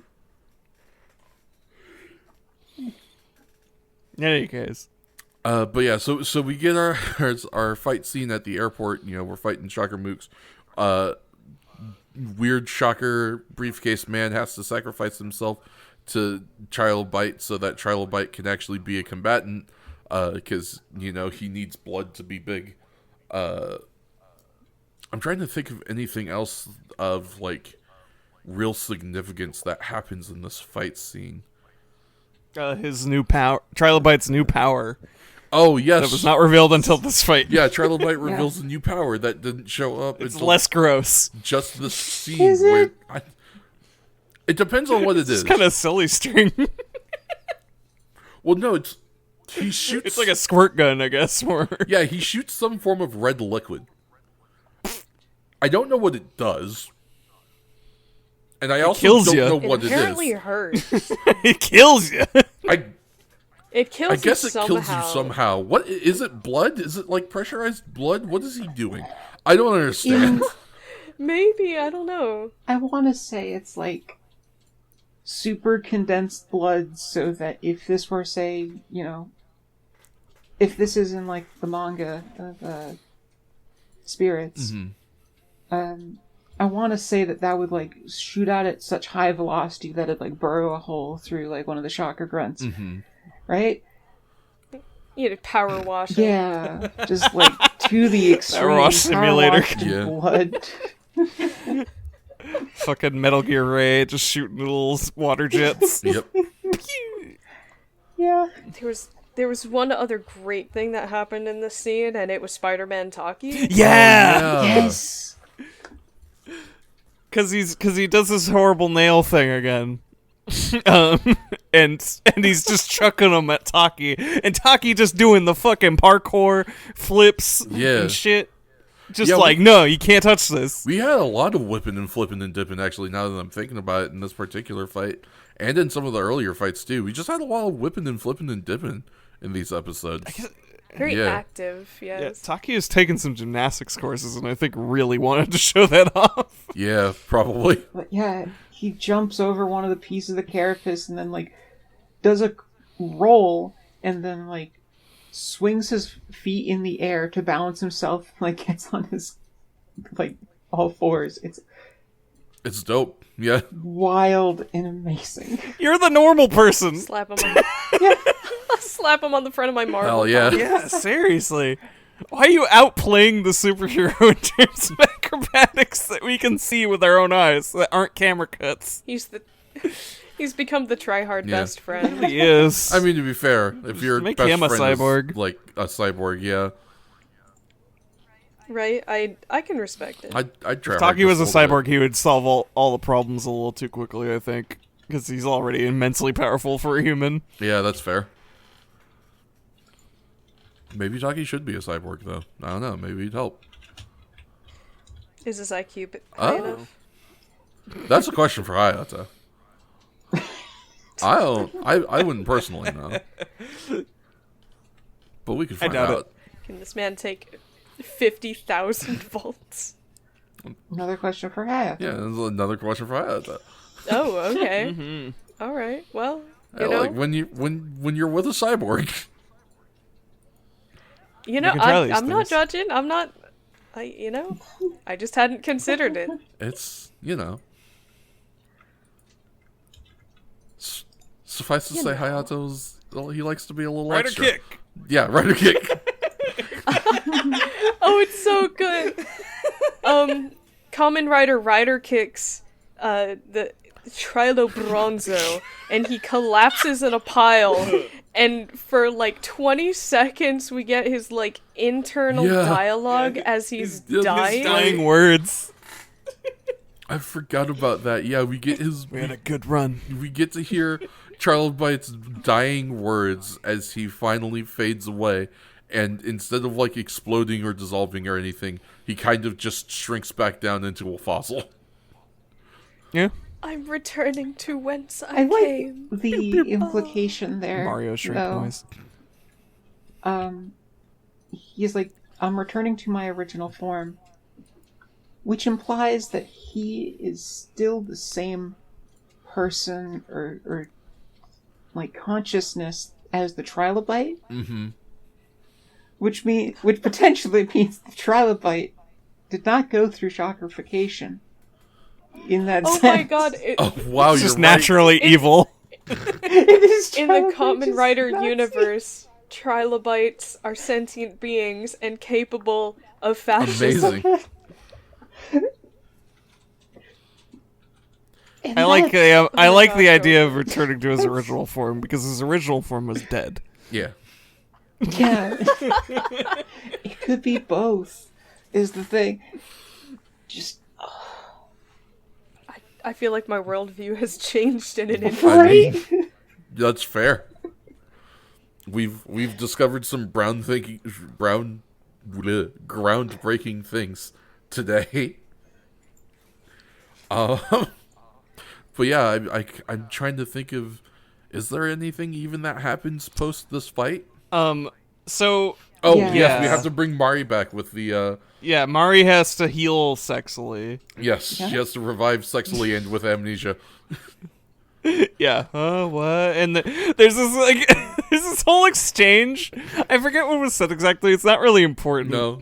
But like Goro says something to her, and she looks at Goro like she has something to say again, and then just kind of looks at him, and then doesn't say anything. And then the scene cuts. Say a goddamn word. Yeah, and then we cut It's to, like straight up, just like I was expecting her to just go line. I don't know. I forget. Whatever. Just cut. it's so weird. It's fine. She's got to get back to her life because we hard cut to everybody toasting drinks. Yes, Yeah, we're- celebrating Like, victory. Mari woke up 10 minutes ago and she's got to get something in this blood Get now that she's got it crunk. back. It's time to get fucking tipsy, baby. The best Her way to and avoid the a wife. blood hangover is alcohol hangovers. Yeah, exactly. Yeah. Fuck, screw orange juice and a cookie. Mari's out here trying to get Give me twisted. a screwdriver. Yeah, exactly. So But yeah, we have a little party celebrating the health of Mari and Dr. Shimura and his family. And while we're there, we will very noticeably comment on the lack of Hayato at this party. And then we will decide to drink to... I forget if we drink to the health of Hayato or if we drink to the health of the Kamen Rider. I believe we drink to the health of the Kamen Rider. Hayato. Oh, it's Hayato? Yeah. Okay. It's Hayato. They say, let's drink to the health of Hayato Yeah, we- Ichimonji. I don't really know why. 'cause good friend you'd of the think they Kamen would Rider. drink- Well, to be fair, I guess Hayato is the one who broke in and saved them. They weren't saved by Right, Kamen true. It's true. Rider. it's really funny though because they're like they make they do this thing like they did with that beach episode, and they make that comment. It's just like, oh hey, where's Hayato? It's like, oh he had to Hayato, speed off. You know Hayato, he's kind of shy or whatever. And the fucking Taki and Tachibana like might as well just be actively like gripping their collars like, you know, whatever. Yeah, I don't really. know. Are you a cop? You gotta tell me you're a cop. Like, Yeah, really. I don't know shit. He's not Kamen Rider. What? It's so weird when they try to do this plot point because they always have to have Taki or Taki and Tachibana be the defense for Hayato, and they're so fucking bad at it. Play into the cheap seats, like, like, oh, you know, no one looks. Yeah. So, but yeah, also, And then Hayato doesn't renew his pledge. yeah, the streak stays broken. We have no longer paid for Grandpa any longer. His pledge is no longer renewed. We're just going to figure out whose ass needs to get busted next. And you'll also get to figure out whose ass needs to get busted next right after this quick ad break.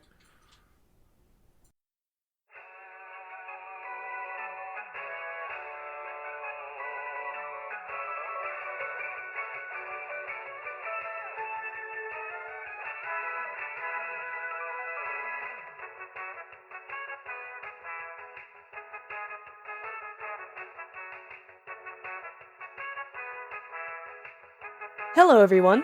Are you enjoying the show? This is B-Drops here to give you a little information during our break. If you'd like to keep up with the latest news about longtime watcher First Time Rider, you can follow our official Twitter at FirstRidePod. If you'd like to keep up with what the rest of us are doing, please do consider following us on Twitter as well. You can find King Fats the 95th at KingFats95. You can find the Magical Whale Gopher at Whale Gopher. You can find Action Shakespeare at That Gal in the Hat. And you can find me at B-Drops Art. Thank you so very much for tuning in, and I hope you enjoy the rest of the show.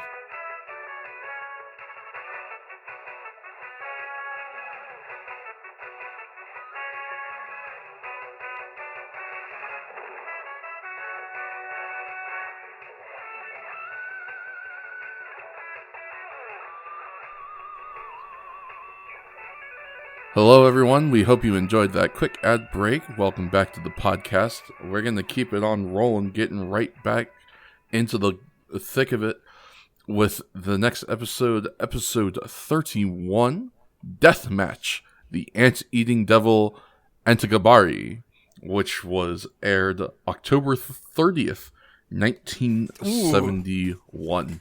All Hallows Eve. Yeah, All Hallows Eve. Wait, October... Wasn't the last one October 3rd? 23rd. No, last one was October 23rd. Okay, I was... Okay. Brain fart on my part. I was like, oof. Yeah, no weird time skips here. Yeah. Oh, thank goodness. Spend a that whole would month. ruin my immersion. Right. Once again, the synopsis only provides us with a simple sentence. Antigabari uses Tengu Peak as a lab for warfare germ tests and uses a hiker that is immune to the germ to spread it to his neighbors. Yeah. I mean, yeah, more or less. Yeah. Yeah, that is what happens, more or less, in this episode. Shockingly little happens. Shockingly little happens, despite how much happens. Yeah. Yeah. This is a dramatic episode. Yeah, this is the episode is. where they were like, well, let's try drama just a little bit. Hayato hasn't had angst yet. Yeah. Let's give him some. Let's give Hayato some angst. Let's really hit him where he hurts. And boy, do they. They set it up, at least within the episode, a bit more closely. Which is, I kind of just realized in retrospect that they were really trying to build that moment up in the episode as opposed to with the rest of the show. Mm-hmm. But, they tried. They made an effort to be like, yeah. They're like this. I mean, I think we should start with the actual show, though. Yeah, let's get into it, and we'll talk about it. So we open on Mount Tengu. It is a mountain in the southern Alps of Japan. That's their words, not mine, by the way. But the people who live in the village near Mount Tengu have apparently started calling it Mount Vanishing, because they're real fucking original. Because there have been strange disappearances on the menu. Yes. Well, We've got a strange disappearance on the menu, as well as a steak tartare that is just to die for, and a bottle of 1945 Don Perignon. good year. A bottle of 1945 anteater poison. Ooh. Of the Amazon. Good year. Good vintage. Yeah, I'm more a fan of 1943 myself. That's fair. That is also a good year.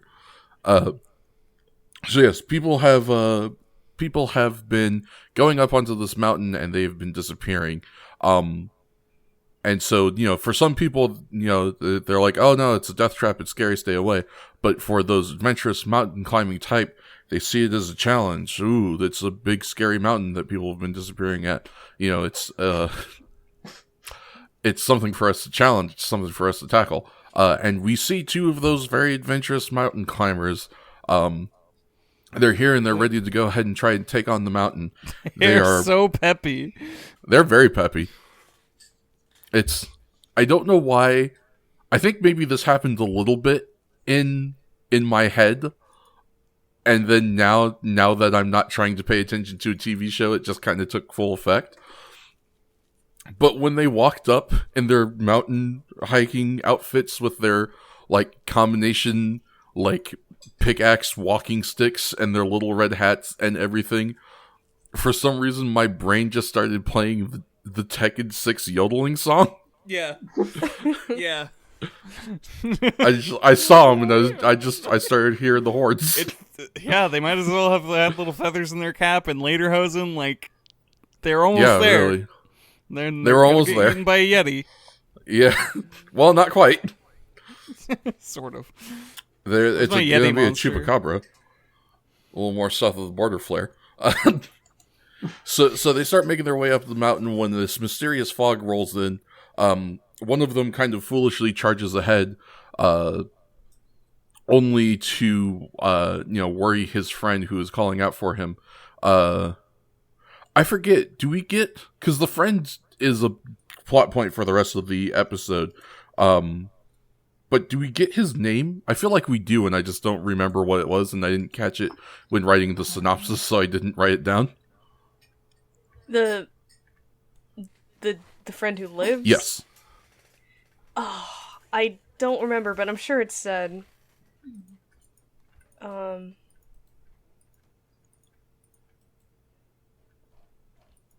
can't remember if the kid ever refers to their brother as anything other than Big Bro. I don't think that he does. Yeah, I'm not sure. Because the child's name is Takeo. I don't know, Takeo's brother. Sure, that sounds about right. So Takeo's brother is calling for his friend Yamada, who has charged off into the fog. And he hears a noise that he assumes is Yamada. It's a hell of a noise for a dude to make. So I don't know about that one, Chief. But he hears the noise and he assumes it's Yamada, and then he sees our monster for the week, Antigabari, and he's like, come look at your friend. You pay close attention. You see what I'm going to do to him. I think he starts carrying the friend off somewhere else. Our other mountain climber gives chase. We finally get another instance of some civilian attacking a shocker monster, which is kind of neat because this guy just like goes after him, pickaxe in hand and all. This guy is great. Yeah, really goes at him. He's got the spirit.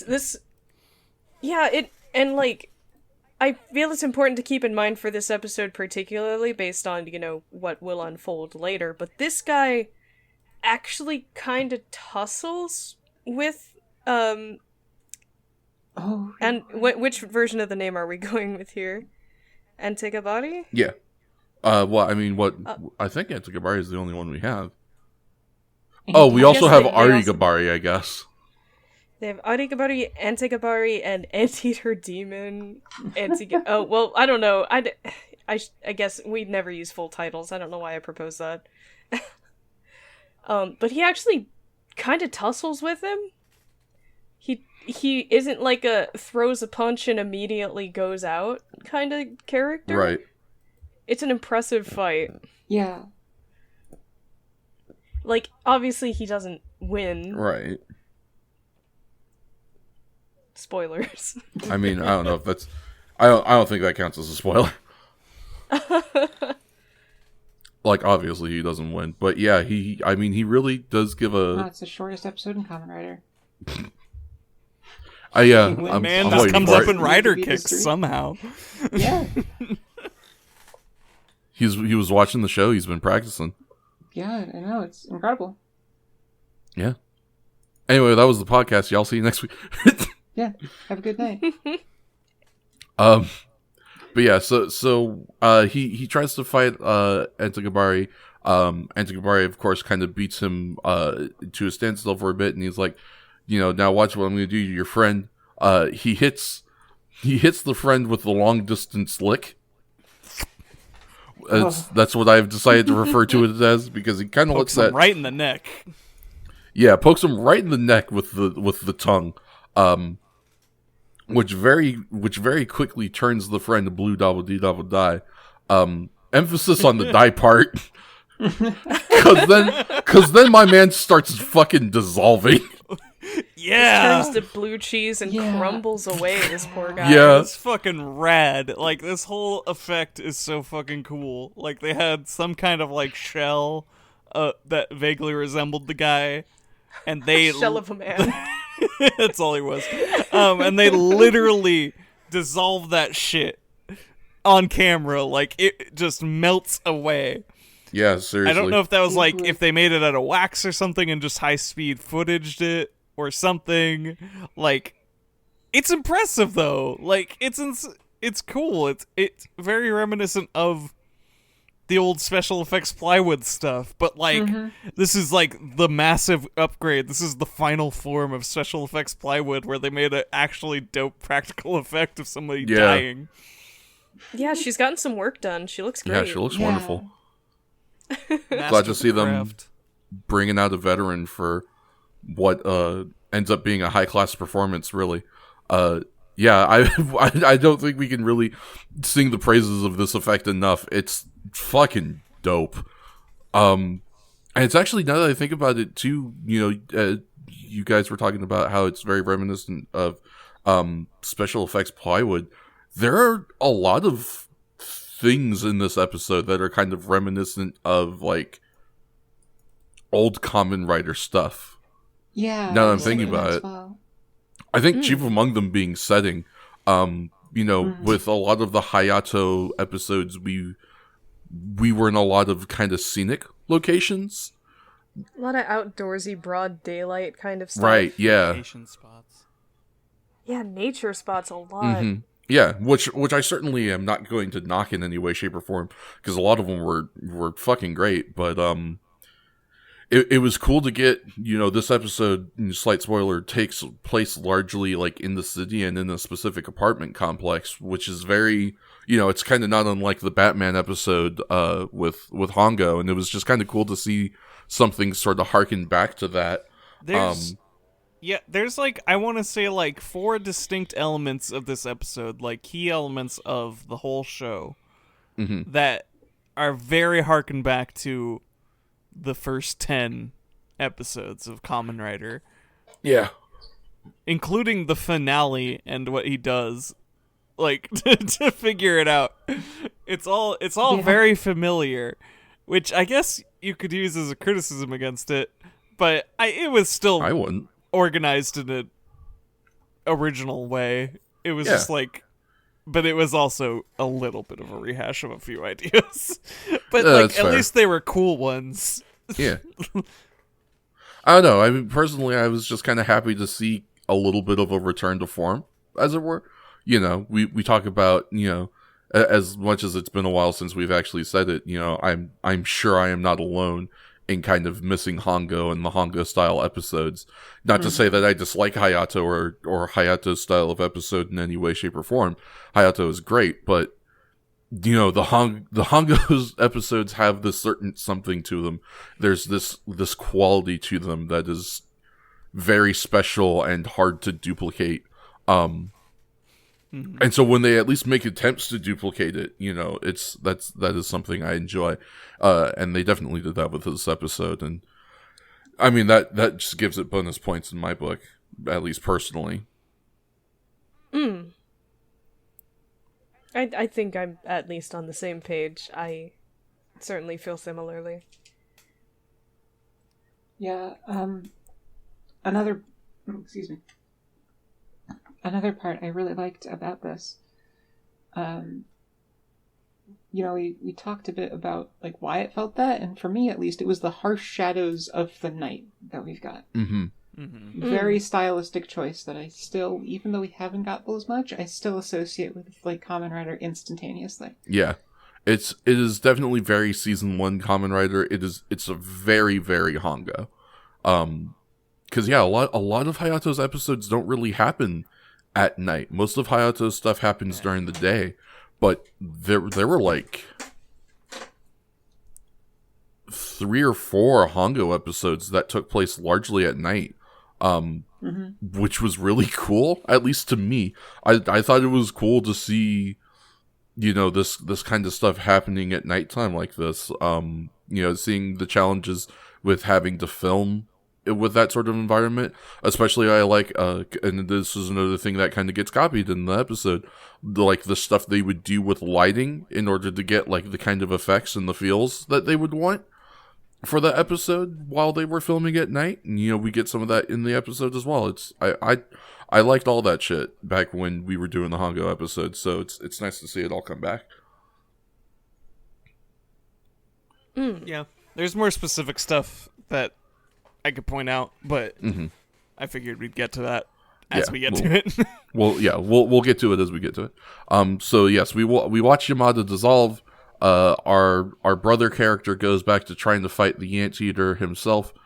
He is bested, and the anteater tries to give him the disease as well. So that's we learn as our friend Yamada dies that the anteater has given him what is referred to as the curse of the Amazon, which is some form of a virus that is apparently so deadly that if you aren't immune enough to it, it just dissolves your ass. And apparently it turns out our brother character is immune enough to it. So he gets a dose, he doesn't die. I can't even remember his name now for some reason. Antigabari, there we go. Antigabari is about to go give him another dose when he gets called by Colonel Zol, and he's like, no. This guy is good.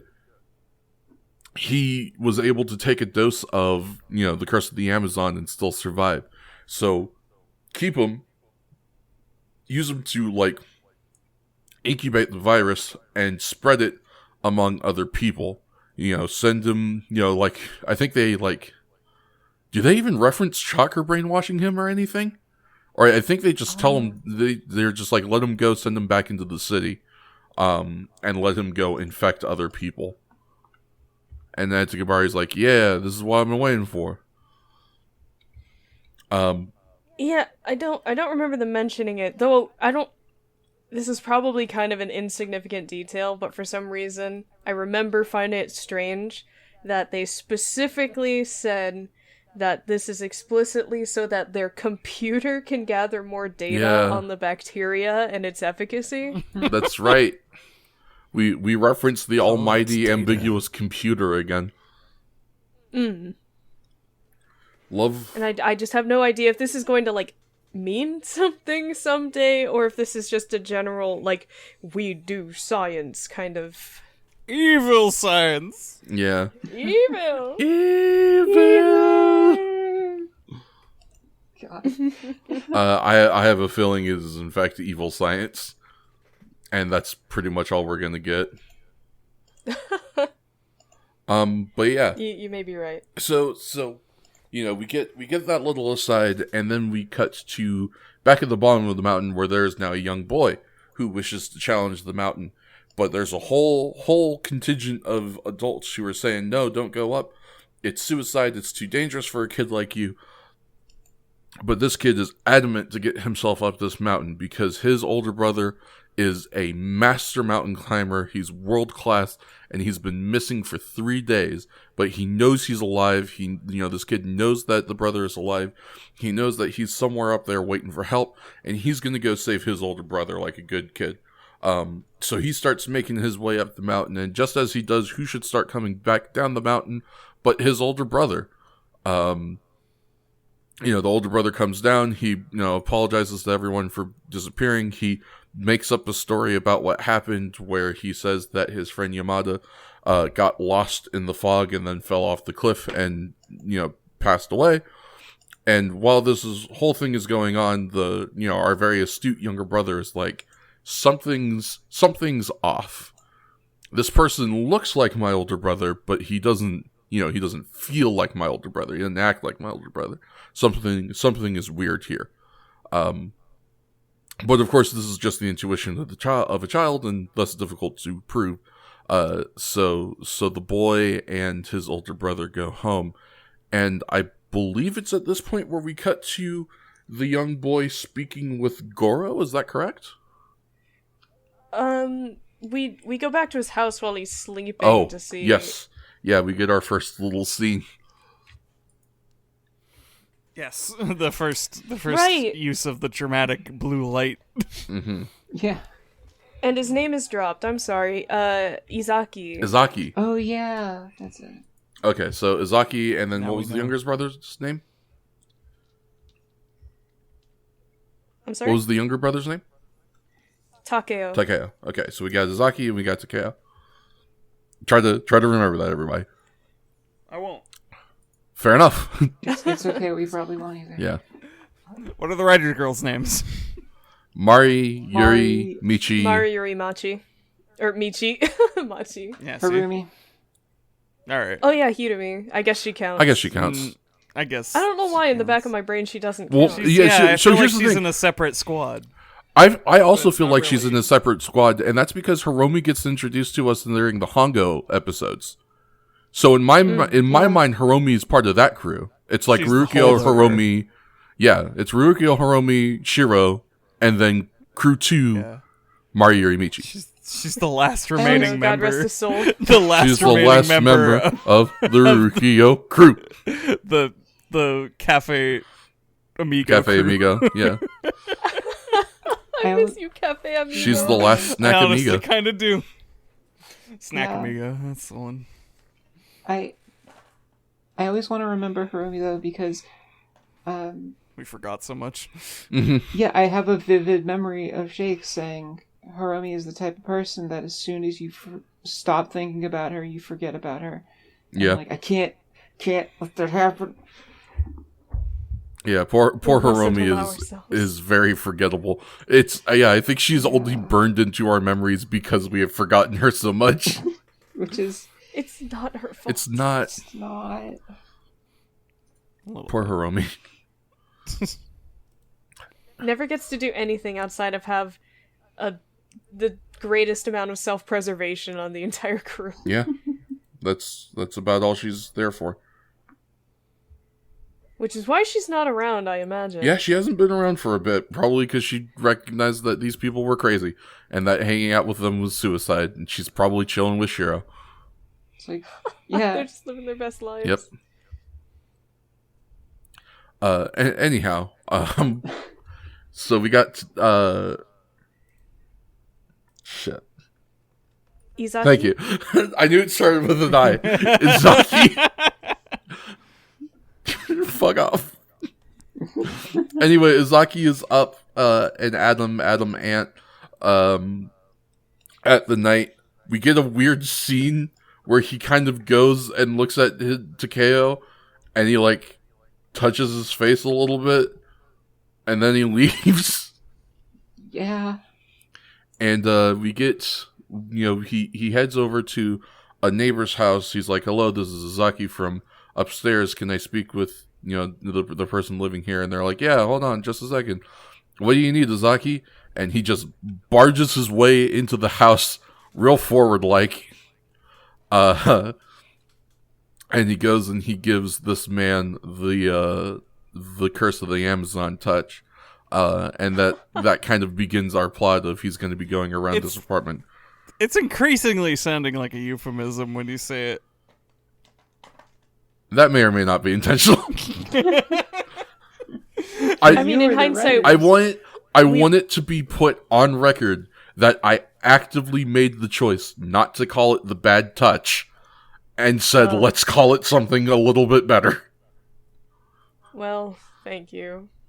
It could have been worse. And I To be fair, in hindsight, we were joking about the pretenses of the visit Yeah. while we were watching, and how, like, when Izaki first barges into the apartment, the guy who answered the door was like, "Oh, Mr. Izaki, this is so sudden." Yeah. Awfully late. So forward. Sure.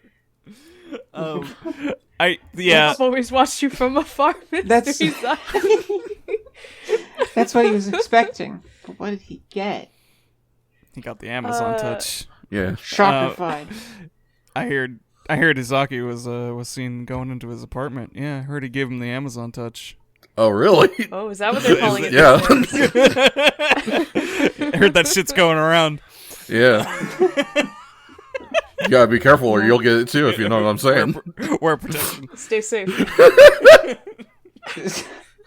Sometimes you just want your gay love interest to finally notice you and approach you, and then, have a special night with them. But then other times they approach you and turn you into a Nazi. And then he puts bugs in them. Yeah. What? How dare you? Oh, do we have a name for this guy? Nope. Damn it. Victim 1. It's Victim 1. Aww. They put bugs in him. They put bugs in them. What?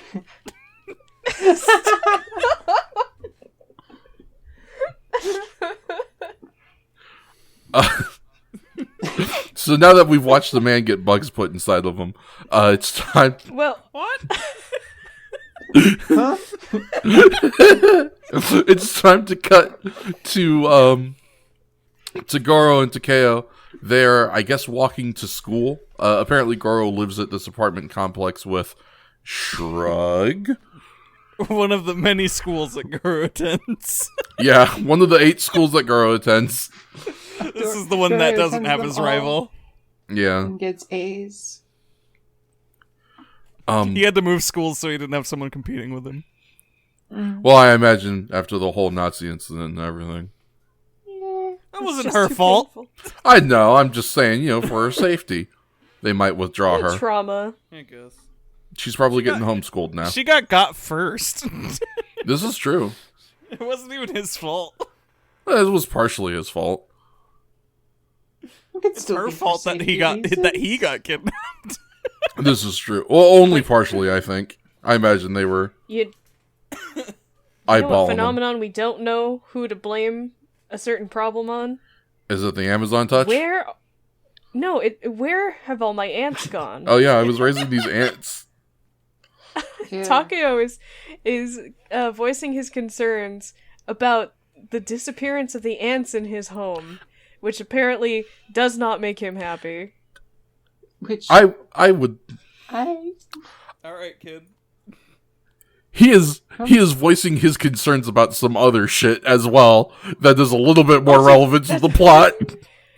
No, it's true, but I just think ants, it's interesting that he threw that in there. Yeah, well, Yeah, because my we brother's need. been acting super weird, and also that ant problem we had is just gone. My life is just turned upside down. Like, I'd take like a minute, to take just a sit minute. right Please, there. Goro, just sit right there. it's just weird that you'd need to specify it. Well, I mean, usually if your brother's acting weird, you wouldn't add the also the ants are gone unless you thought they might have some sort of connection. Either to Yeah, but that's how I therein felt. lieth the rub, dear Hamlet. Is I think maybe he did. I think he was noticing. He was like taking note of all of the weird shit that was happening in his house, and he was like, weird thing number 1, brother's acting weird. Weird thing number 2, he's not eating. Weird thing number 3, keeps going out late at night. Weird thing number 4, where are the fucking ants? Step 5, profit. Yeah, step 5 profit. There isn't even a mystery step. He just starts making money for no reason. Man just starts pulling in cash. What the fuck? Who does he think he is, Goro? For Goro, there are no Buy steps. so many bananas with all that. For Goro, it's just step 1 profit. Step 1 banana. Delicious. Step 2, eat banana. Step 2, eat banana. Step 3, scold all the adults around you. Step 4 profit. Step 4, steal a Oh, flashlight. yeah. That is in fact step 4. Yeah. Segue. Yeah, very good. So Goro is going to help our good friend Takeo, and in order to do that, he's got to rob Tachibana of a flashlight. I appreciate this scene specifically because of how Goro is able to get away with this, which is that as he is running away from Tachibana with his flashlight, Hayato comes rolling up and he goes, "Hayato, my savior, you gotta get me out of here. Take me back to my apartment complex." And Hayato, being the kind of person he is just like, "I can't say no to you, Goro. Let's go." And just he asks no further questions. He doesn't really give rat shit fuck about the context. He's just like, yeah, all right, I'll give you a ride home, kid. What'd you do? Steal something from Tachibana? Whatever. Yeah, no. Hayato gives a ride to his best bosom buddy, his bestest little greatest friend in the world, basically his son, deepest connection in the whole show, Goro. This might be important later. Yeah. And Tachibana, a little, and nails that, puts one more nail in that coffin. Man, can't separate those two. Nope. They're really. Hey, audience, come here. I'm gonna look directly at the camera while I say this. They're real good friends and they care about each other a lot. Goro is incredibly important to Hayato. That's not plot relevant or anything. I just thought you should know. Don't worry about it. Quit looking at me. Now back to the show. So we go back to another nighttime scene where, once again, dude with a line. Thank you. Izaki is heading out. He's off to do his dark deeds, but this time he's got a tail because our boys have come up with an ingenious plan, which is that while Takeo is pretending to sleep, Goro's going to be chilling in the closet. And when Izaki leaves to go do his evil nightly duties, Takeo and Goro are going to tail him with the power of the flashlight that has been stolen from Tachibana. So they follow Izaki and they get to see him do some real classic Kamen Rider style fucked up shit. In that specifically, they get to watch him go outside, fucking barefoot in just the PJs, go find an anthill, and bend down and start slurping. It's horrible. It's so bad. May I truly for abysmal. any of the people in the audience who may be eating bugs, may I offer a request? Don't. To not just slurp them up and get dirt all over your face. His face is in the dirt. Just love ants. He pulls his face up and it's covered in dirt. Covered in dirt. He's lost in the sauce.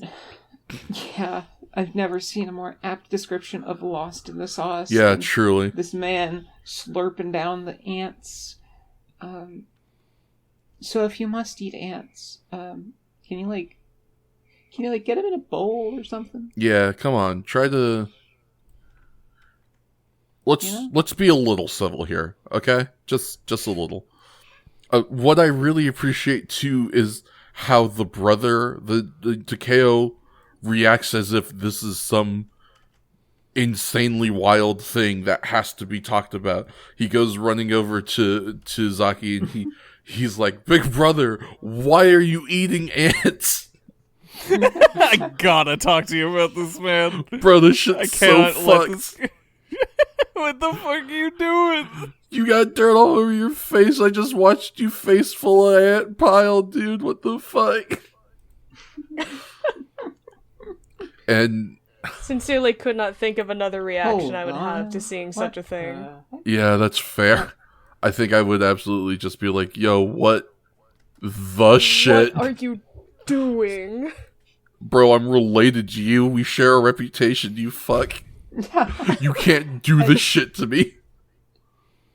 So, and then in pure shocker fashion, he spills the beans instantly.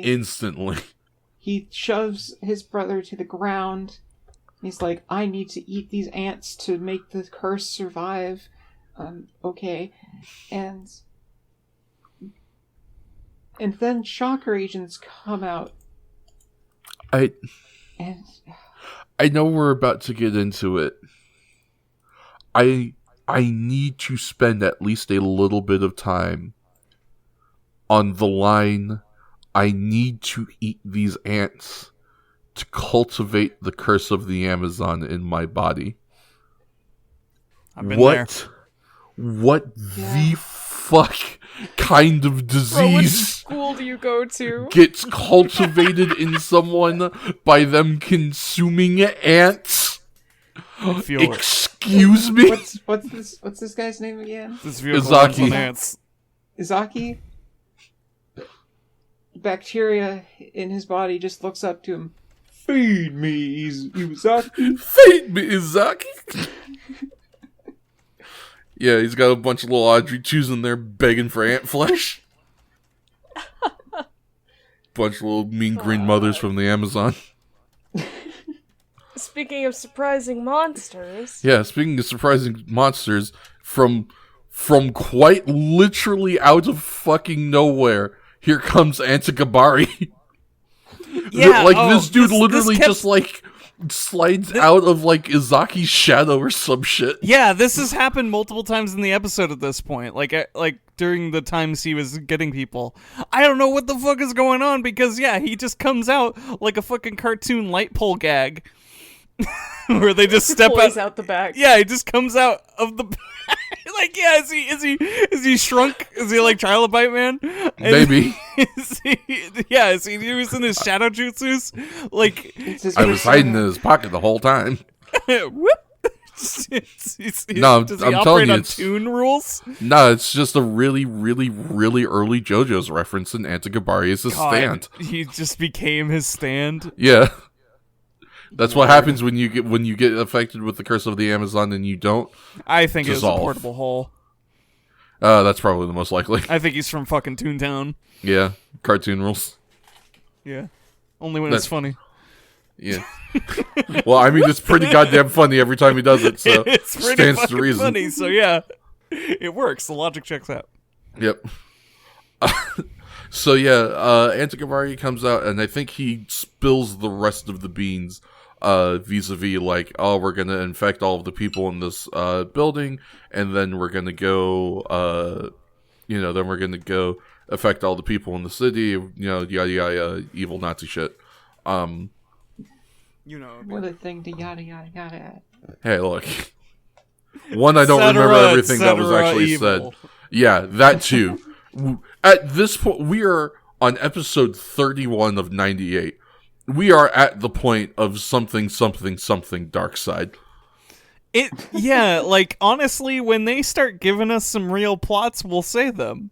Because, frankly, Shocker isn't giving us real plots. They're just sort of like, let's go do some evil lately. Yeah, let's go do some bull and some shit. So chaos. Like, the thing is mostly like, oh, you gotta plant the seeds of chaos in Japan, cause unrest. Yeah, they really gotta get that faction started. Yeah, and then we will swoop in and take over the world or something. Something. They'll get to the steps when they get to them. Yeah, we are in like full on or something territory at this point. So yeah, we'll give a little extra details to the Shocker plot when they give us a plot to give a fuck about. But right now, what we're going to give a fuck about is the Prestige.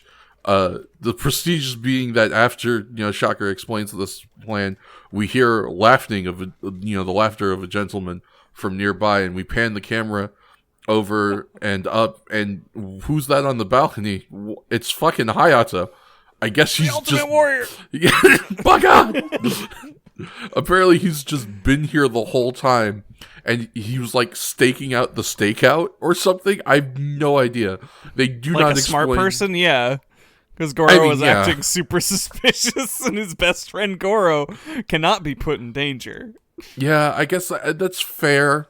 But also, like, again, we don't even get the remotest... Like, even after the fight, we don't get any kind of an explanation of like I'm glad I decided to follow Goro, or I'm glad I decided to stick around, or anything like that. Here's a question. Here's an answer, maybe. Do we know that he followed Goro? Could this just be his house? We have no fucking idea. That's what I'm saying. You could just list infinite things. Funny. Like, it could literally be anything. What are you guys doing out here? I'm gonna fucking shut the hell up. I'm trying to sleep. I gotta wake up at 6 in the morning. God Go grab some plants. Why are you yelling about eating ants? Oh, wait, it's Nazis. Okay. You the one who ate my ants? You My motherfucker, I swear fucking to God. ants! I'm gonna I come was down. trying to make an ant farm. Don't make me throw my shoes down there. I'll fucking scuff you, Jays, I swear to God. So yeah, for whatever reason, Hayato is just here. We have literally not even the remotest, slightest explanation of why he is here, but Hayato is here. So he jumps on down from like a 3rd-story balcony and is fine, and no one questions it. The lack of explanation. Very Hongo. Very Hongo. Yeah. Very Hongo her episodes. Another little tick in the box. And also, this is just kind of the Batman episode. A little bit, yeah. Yeah. the anteater's plot is literally just kind of the Batman thing where he goes around an apartment and infects people. Yeah, I mean, With yeah. less limb less limb dismemberment. removal. Yeah, unfortunately, we don't ever get the Takeshi Hongo, or not the Takeshi Hongo, but we never get the So the Hayato, cure's I'm in your gonna kill body. you face, yeah. That was the one thing that was with missing. a different Hongo moment. No, yeah, we're gonna get some Hongo angst from Hayato in this episode.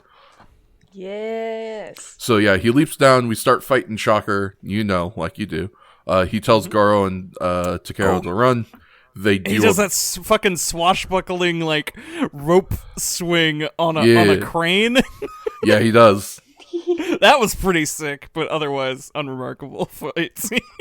Yeah, I mean, for the Too most cool part, for this fight scene. for the most part, there isn't too much to consider from this fight scene until like the very end. Obviously, he turns into Kamen Rider. We're dispatching people. We're doing the good shit.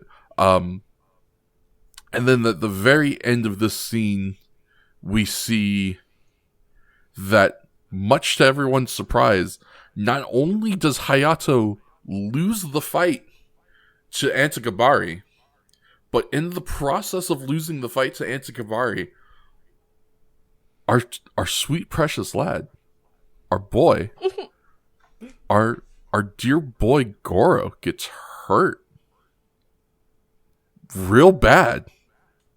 Because the next scene is Goro in the hospital. And he's all bandaged up on his head. They're trying to give him the keep you alive gas, but he won't keep the goddamn mask on. Because he's For some thrashing. reason, every single time he's on camera, he thrashes it off. He's thrashing about because he's Scene cuts to Goro, he thrashes the mask off. He It's is the first thing that physically and he is mentally busted up. He can't. His heart is broken. Even you would say he can't help but talk about it. Even in the physical suffering, all of his words are about Kamen Rider. He lost. I saw him. He lost. It's horrible. Poor Goro. As everyone looks on, It's a metaphor. watching him in concern, the doctor elaborates that the process of experiencing physical and mental trauma at the same time has put him in an awful state. He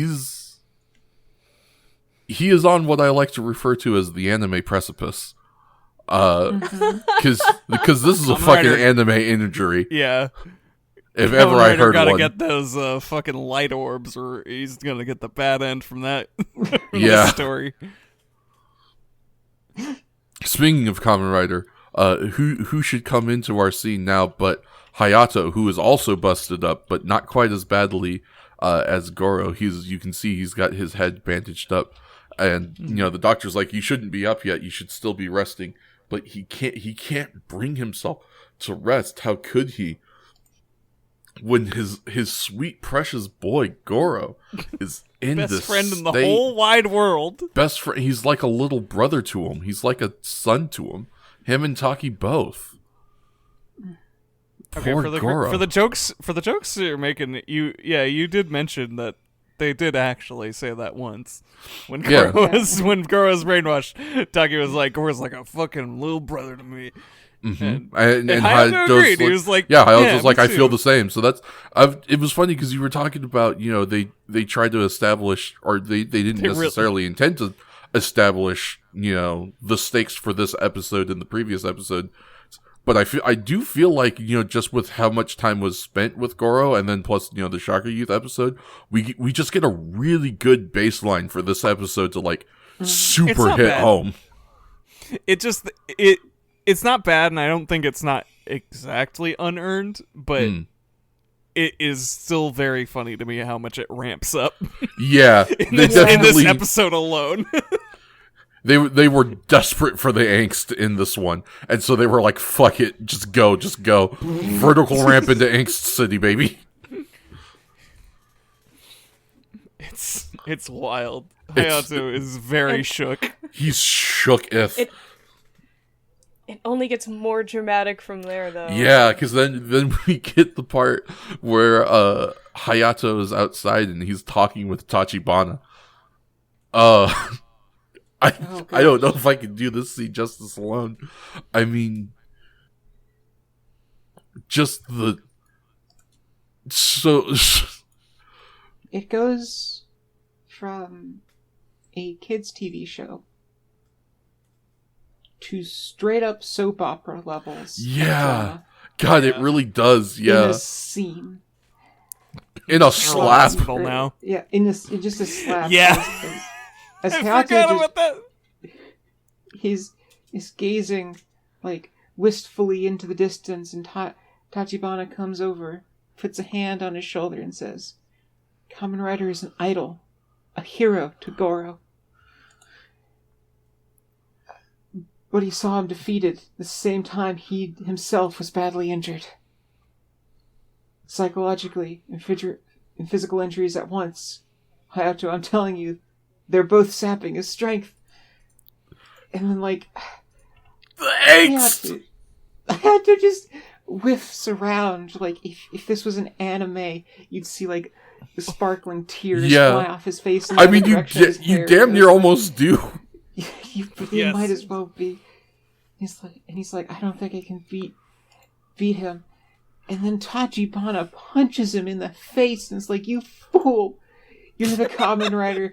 You can't grant the single wish of a child. You'll never talk to me about justice again or protecting our humanity. You can't. Is it allowed in this world?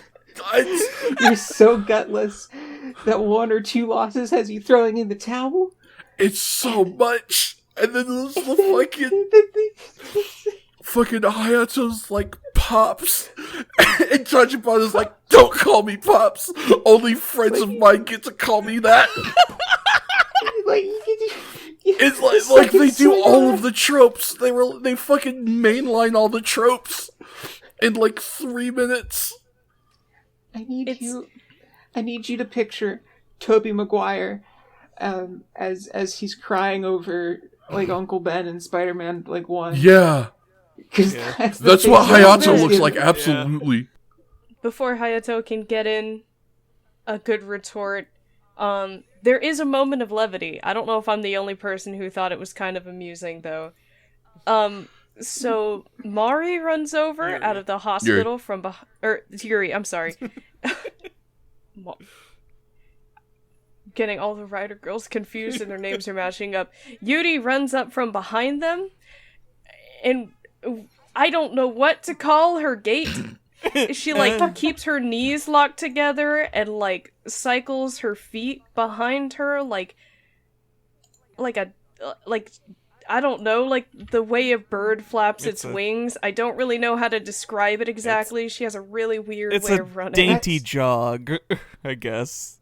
Is the best I can... A dainty jog keeps the feet behind the body. Yeah. You don't tuck your knees in and flay your legs outward. You know what? You do if you're Yuri. You know, sometimes you want to act more feminine, and so you need to run a place, so you just go with the most dainty, like, feminine jog you can get. Like, stereotypical kind of stuff. Yeah. Just like flinging your limbs. This goes beyond stereotype. Don't blame Yuri because her feminine power is not as strong as Mari's. She's trying. I'm not blaming her. I'm just confused. Leave her alone. Leave her alone. You're not in trouble, Yuri. You're not in trouble. I just want to know why you did it. Bee's not mad. They're just disappointed. I'm just a little disappointed. Yeah, no, I will admit, watching this tragic, like, super angsty scene happen in the foreground, and then seeing Mari come out and run towards the scene in the background, just kind of kill the mood a little bit. From the background into the scene. Yeah. Hey, guys. I'm late. And I thought she would be coming in here with some important information, but really, she calls them in, and they go back into the hospital room. She's basically there to break up the tension, I assume. Well, I mean, more or less. Yeah. They go back in there, and basically everybody's just still concerned about Goro. And I guess the idea is that his condition is worsening. I know the doctor at this point says it's like the strength of his willpower is what will get him through because he's done all he can. Yeah. And Yuri and Mari are like, why won't the Kamen Rider visit him? And they start praying. They do in fact they pray to God. They can't believe in God. And they can't believe in Jesus Buddha. Can always believe. You can always believe in the Kamen Rider. Good night, everybody. Good episode. They sent an email to the Make-A-Wish Foundation. But he hasn't answered. Look, this is Kamen Rider we're talking about, not John Cena. Yeah, he's not going to have that world record. Nope. I wonder, does Cena still hold that? I imagine he must, right? I would imagine, like, he has the most of any human being would reasonably have. It's like an insane number of those that he's had. I shouldn't say had. Look it up real quick. But He is committed. He has granted 650 wishes to the Make-A-Wish Foundation. Holy shit! Wow. Nice. Yeah, that is so as many. far as anything I'm seeing, as far as an article in April 22nd, 2021 says, he still holds the record for most wishes granted. Over 650, sorry. So it's over 650? Yeah. He's been doing it since 2004. You know what? I have to respect the loyalty to the hustle. Truly, like, this is it. Yeah. It's what he's talking about. It really is. Good on you, Cena. Anyway. That shit's always so cool. Speaking of hustle. Speaking of hustle. I do admire that every single time, though. It's great. It's impressive. I think really, truly the only thing more impressive than the fact that he has gotten that many requests is that he has fulfilled them all. Like, that's a hell of a thing. Anyway, getting back to Kamen Rider. So Hayato heads out to the desert. He's gonna go do some, I guess, secret or semi-secret desert training because he has to do it. He's got to get stronger. He's got to be able to beat Antigabari for Goro. He's got to be able to do it. When who should show up but Kazuya Taki, Kamen Rider's closest friend and confidant. And that's what we're calling it now? Well, they're good friends. Yeah. They're good incredibly friends. good They friends. seem like good friends. They seem quite close. Yeah. An almost brotherly bond. Sure. Like family. As historians would say. A joined family with Goro. They were like a family. Yeah. Just a bunch of brothers. I mean, what's better than this? Just guys being dudes. Just guys being dudes. The anteater may be strong, but he's not stronger than family. Anyway, they're gaying in the desert. Yeah. This is And the only one to, and this is proven because Taki is the only one who can finally shake him out of his funk. Mm-hmm. And how do you think that old Taki does it? Do you think he gives Kamen Rider some rousing words of encouragement? Do you think, he reassures Kamen Rider, quiets the fear in his heart? Do you think he reminds Kamen Rider that he's the Kamen Rider for a reason, that Hongo chose him to be the savior and the protector of Japan? Vote now on your phones. Okay. While we're voting, I just want to take a moment to say that, like, for my notes, I just have pretty much in all caps, "Oh my god, it's so gay," because Taki enters. It's a close-in zoom-in shot to Hayato, a close-in zoom-in shot to Taki, and there's like there's a somber saxophone theme or trumpet theme of the Kamen Rider theme playing. Mm-hmm. And, it's just Fellas. so gay. Fellas, is it gay to have an intense sparring session with your bro to help you feel better and gain confidence in saving people once again? Survey says, you fucking betcha. Oh yeah. Ding ding ding ding The ding. romance of goodness. wrestling commences. Yes. And the number one answer is Yeah, so for all of you who voted on your phones, psych, it was actually the secret answer that I didn't tell you about. D. Taki rolls up and punches him in the goddamn face. Which, this is Kamen Rider. You should have known that. Yeah, really, come on. You should have expected this. They just start I'm not throwing gonna hands lie. immediately. I unironically love the shit out of this scene. Like, Taki just rolls up, he punches Hayato in the face. So good. Hayato's just like, Taki, thank you. And then they just start beating the shit out of each other. they understand each other so It's well. so good. They're so drift compatible. It's so fucking good. Thank you for understanding me. You're the only one. The only Not one. even Pops. Yeah, I then we just get a nice, like, 3-ish, 4-ish minute scene of Taki and Hayato just fucking throwing their hands at each other. With that drama music, just It's mwah. Oh, it's so good. Just truly amazing. It And then Kamen Rider kicks a rock. I want to boy, howdy does he kick a rock. that he really accidentally kicks this rock and then blows up a fucking mountain. Yep. I think it's the same footage from the Squirtle episode. I think it is. It almost it really does look exactly like that footage. Oh my god. It's so good. I will say, And he falls into it. It's so funny how accidental this is. yeah, it's specifically what happens is Taki goes for the like the over the shoulder toss. Yeah.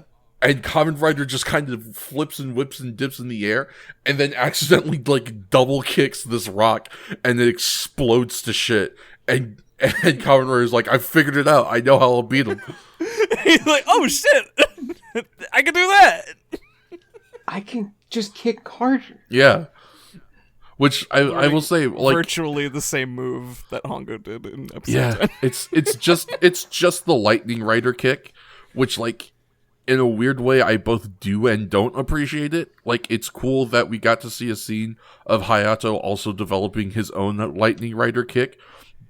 You know, one, because, like, you know, kind of making it uniquely a Hayato thing and not something that was just, like, taught to him or grandfathered over from Hongo, but while still paying homage to Hongo.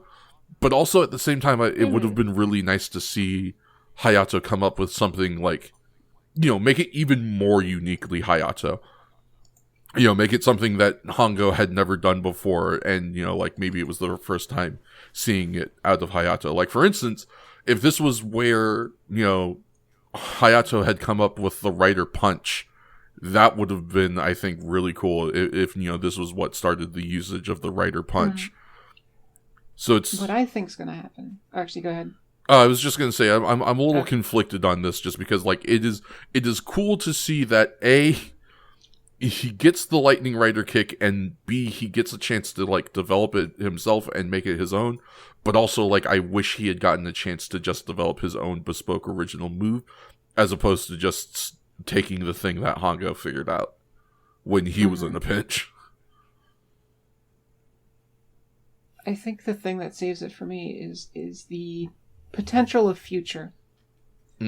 Because this is a special move. Right. And so is the Lightning Rider kick. So I'm thinking when it's, Hongo and Hayato, those are going to come together and make an even more powerful kick. I hope so. And Maybe. that potential just seems really cool to me. Double drop kicks. Yeah, double just rider a drop kicks. Setup. Exactly. But yeah, so we develop the lightning rider kick essentially, and so Hayato and Taki go back to the apartment complex where they go and they check the various apartments and they find that Izaki.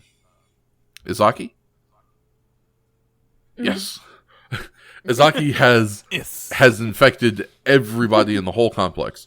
There's not a man, woman, or child who has been left unaffected by the curse of the Amazon. So it really gets around. Yeah, well, it's like a can of Pringles. Once you pop, you just can't stop. There we go. Apologies, Gopher. If only because I heard that noise you made. But yeah, so Taki and Hayato are trying to figure out what to do.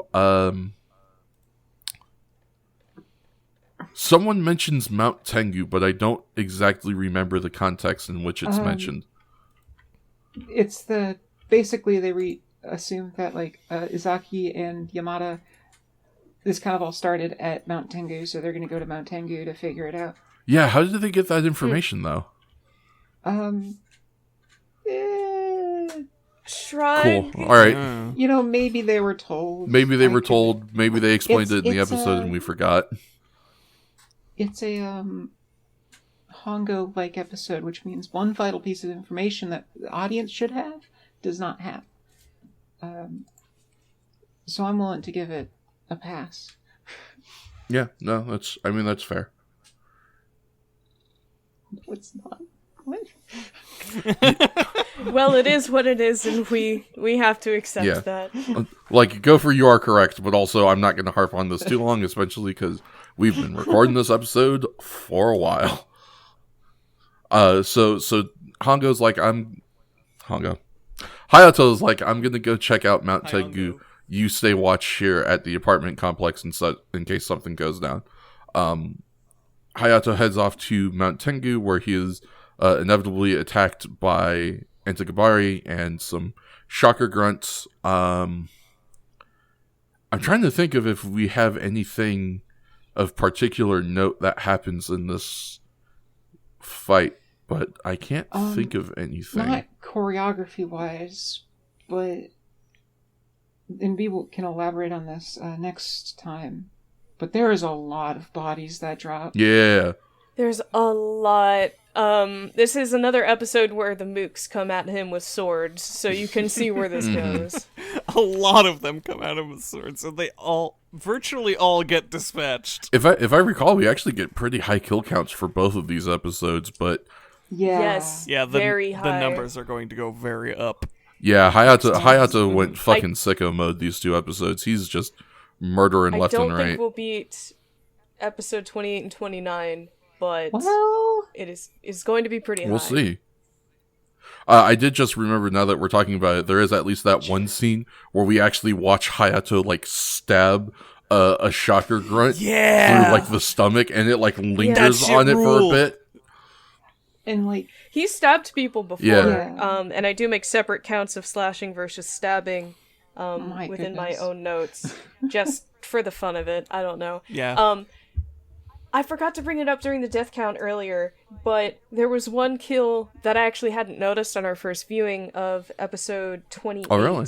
I don't know if you recall the fight at the end when Kamen Rider is fighting a bunch of mooks over...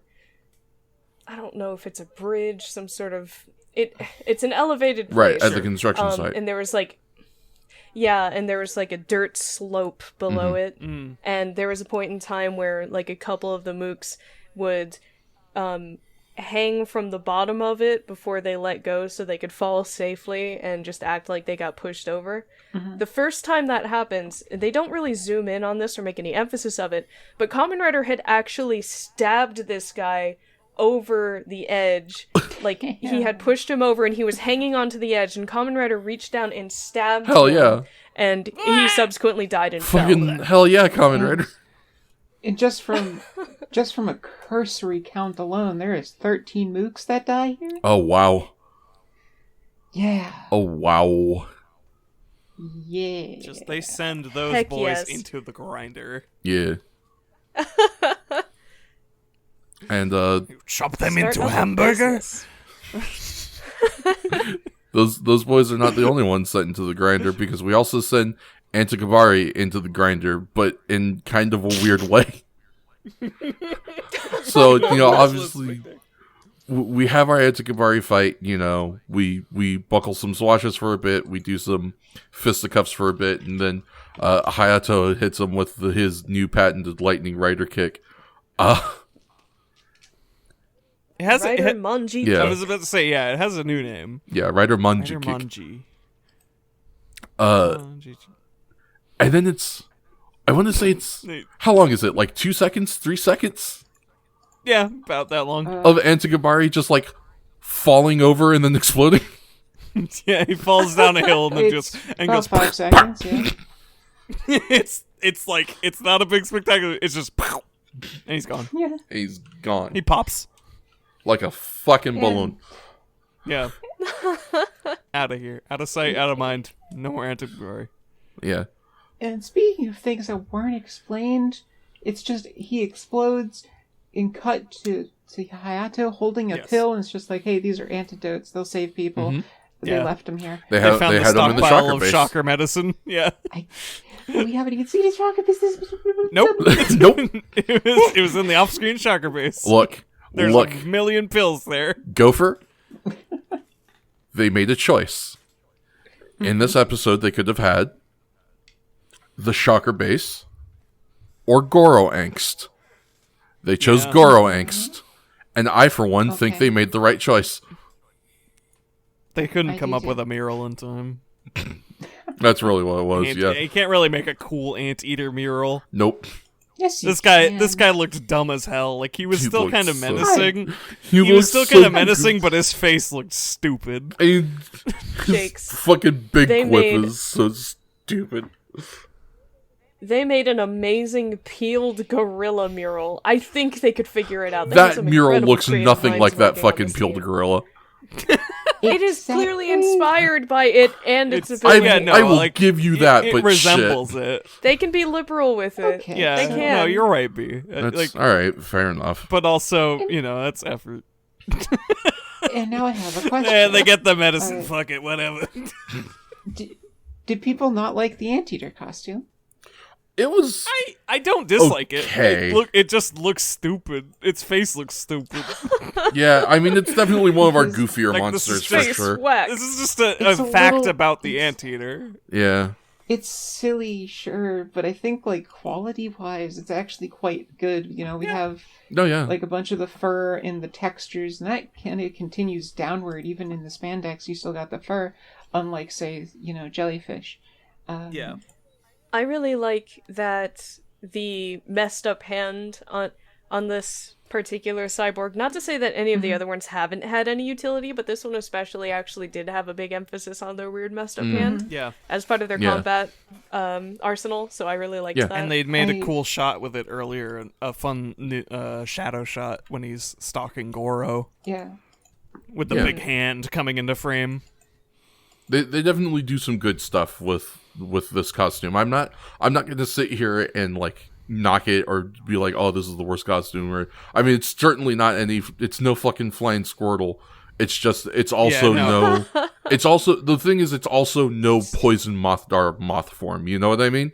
That's fair, yeah. That is- And that is the it's no peak. chameleon man, but Yeah. Yeah, like it's not bad. It's just like No. not, it's not super amazing. And so unfortunately, because it's not super amazing, it unfortunately has to lose points due to the fact that, no disrespect to them as animals or anything, but anteaters are kind of silly looking. Yeah, anteaters by themselves have doofy faces. Yeah. I love the little Big ol' baby. schnoz. Oh, yeah, I love an anteater. I love looking at one of those guys, but also they look kind of goofy. They don't make good monster men. They're not great. They don't make scary monster men. It is a No, I weird feel like trend they're that I good. have actually noticed with this show, in that they tend to try and make scary monster men out of animals that would not make very good scary monster men. Sometimes they succeed. Sometimes they succeed. And sometimes they make a squirrel man. Sometimes they make fucking Gekagaris, who kind of looks just more goofy than scary. I think maybe they kind of ran out of scary ideas. They did kind of cover a lot of classic scary animals. Like they had scorpions, bees, bats. Yeah, that's fair, because we don't... Chameleons. Spider, bat, scorpion. They had a spider? Oh yeah, Spider-Man is the very first. Duh. Yeah, Grim Mantis. Reaper, chameleon, cobra, Yeah, a lot of we clear threatening a lot animals. of them real early. And then they're fuck.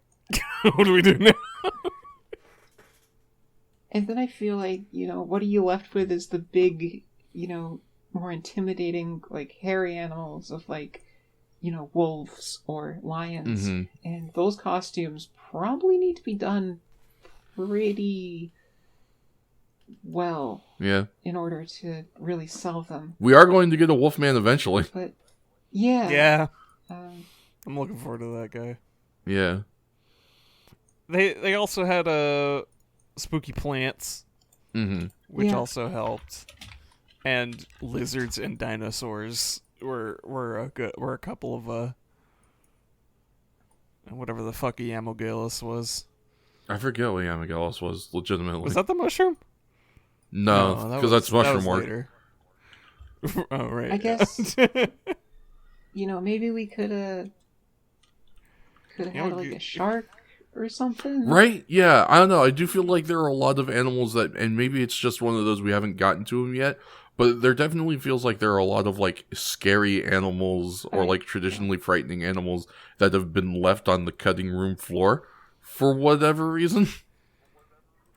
And it's maybe we wouldn't be having these problems with making our costumes scary. Purosaurus or whatever, the he was part fish, wasn't he? He was like a piranha lizard thing, yeah. We've had starfingers, so it's not like they're completely going against Yeah. Starfinger is definitely Just gotta think outside the box. Yeah, I think or tap more into mythology or something. Yeah. Maybe they were just trying too hard to be unique. Do new shit. Yeah. I could see that as well.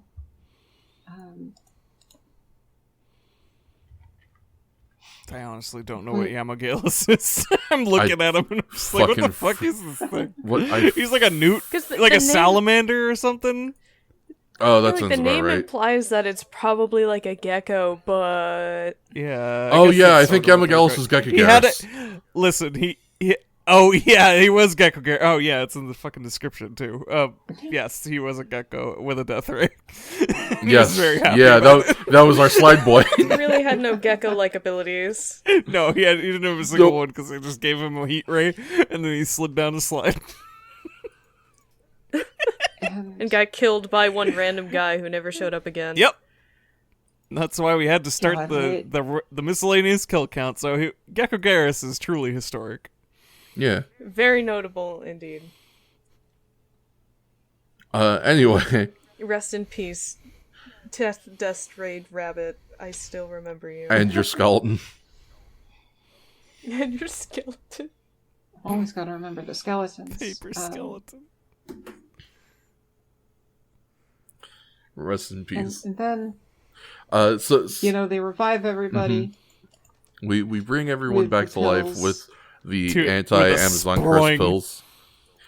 Yeah, there's a very noticeable every time sound effect every time someone ingests one of these pills, which maybe it's got some other properties to it as well. I don't know what this, man. Video game power-up noise. Might as well be. Yeah, really. just the goofiest possible sound. That's what medicine sounds like. Yeah. Hey, you know what? As someone who has watched Kamen Rider X8, can confirm that is what medicine sounds like. Kamen Rider wouldn't lie to me. Yeah, every time I beat a cold, I hear a guy go, "Game clear!" Anyway, so we finally have healed all of the time, all of the people in the apartment complex, but there's one more sick person we got to go see. And so while everyone is asleep and Goro is fighting with his physical illness and also his mental illness, I guess, who should show up at the window but our good buddy Kamen Rider? And Kamen fulfilling Rider his says, Make-A-Wish obligation. Yeah, fulfilling his Make-A-Wish obligations. It's Kamen Rider, and he says, Goro, I did it. I beat Antikabari.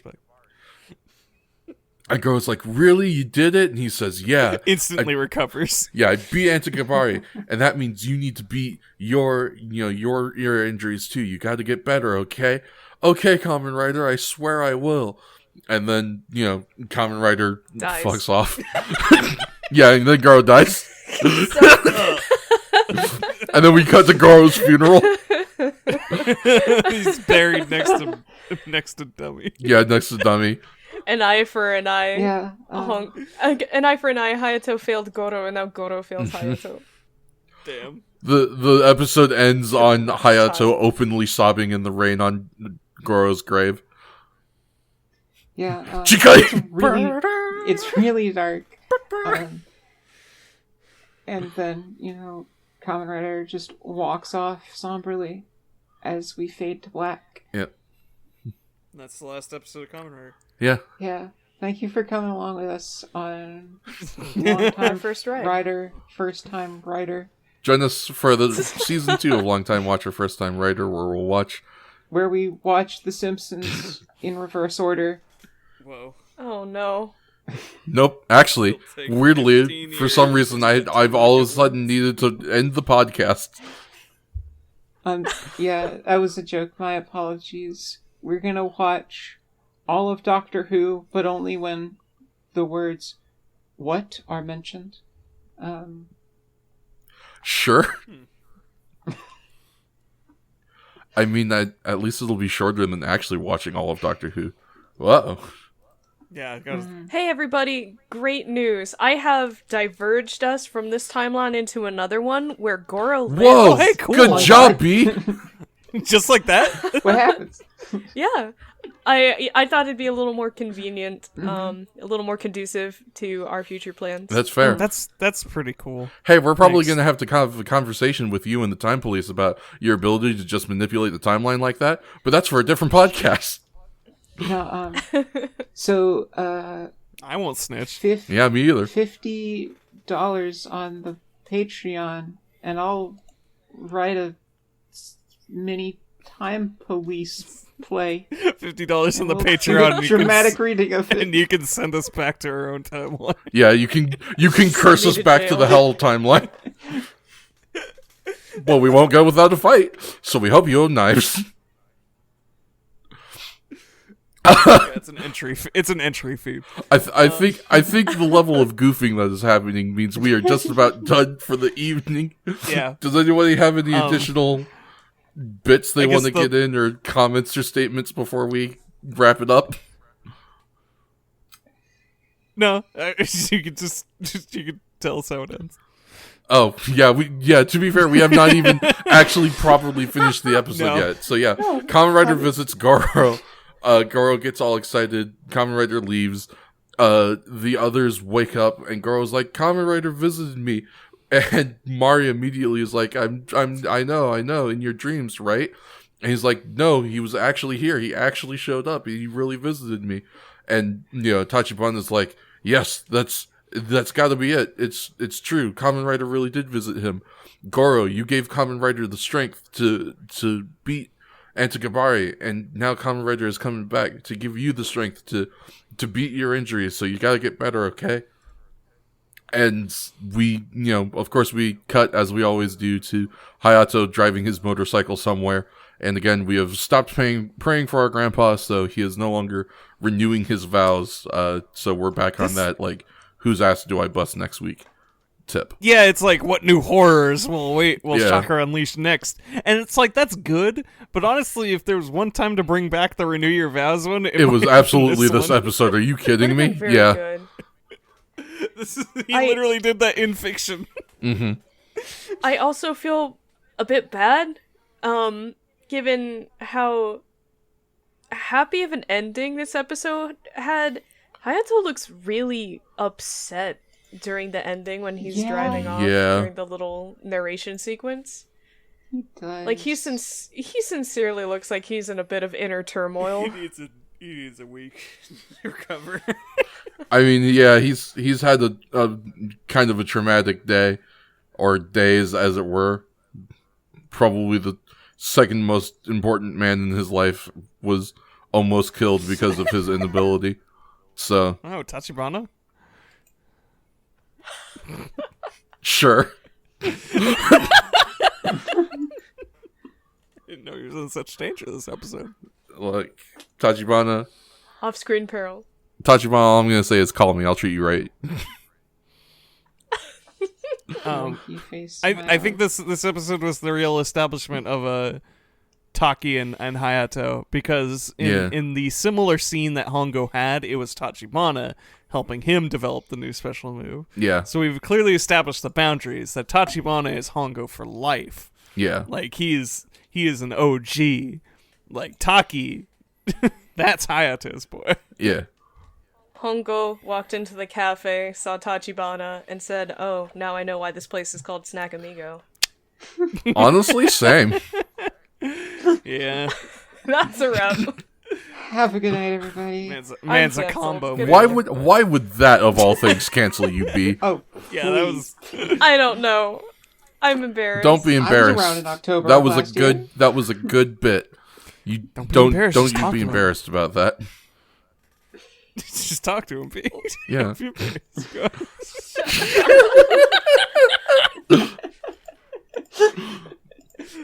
Go on. Oh. I will destroy you. Okay. All right. So as you can tell by the uproarious laughter and incohesion, we're just about done for this episode. We're gonna go ahead and let y'all stew on what were all in all pretty good episodes of Kamen Rider. You know, good visual effects, good story, good angst. All around, I'd give them a 11 out of 10. You know, come join us in another 2 weeks. We'll be covering episodes 32 and 33 of Kamen Rider. Those are the Man-Eating Flower, Poison Dalian, and Steel Monster Armadillon. Thank you very much for joining us. We look forward to hearing, you know, what y'all thought about the episode. You know, tell us your thoughts and your comments in the comments section, or tweet at us on the Twitter. Like we said earlier in the episode, please let us know what you want to see on the Patreon so we can start getting that sort of thing set up. Any thoughts, comments, ideas, just anything that you would want to see on that Patreon, please let us know. And we will work on getting that set up. Thank you so very much for sticking with us for what is probably way longer than the average episode. And remember that if you can't believe in God and you can't believe in Buddha, you can always believe in Kamen Rider.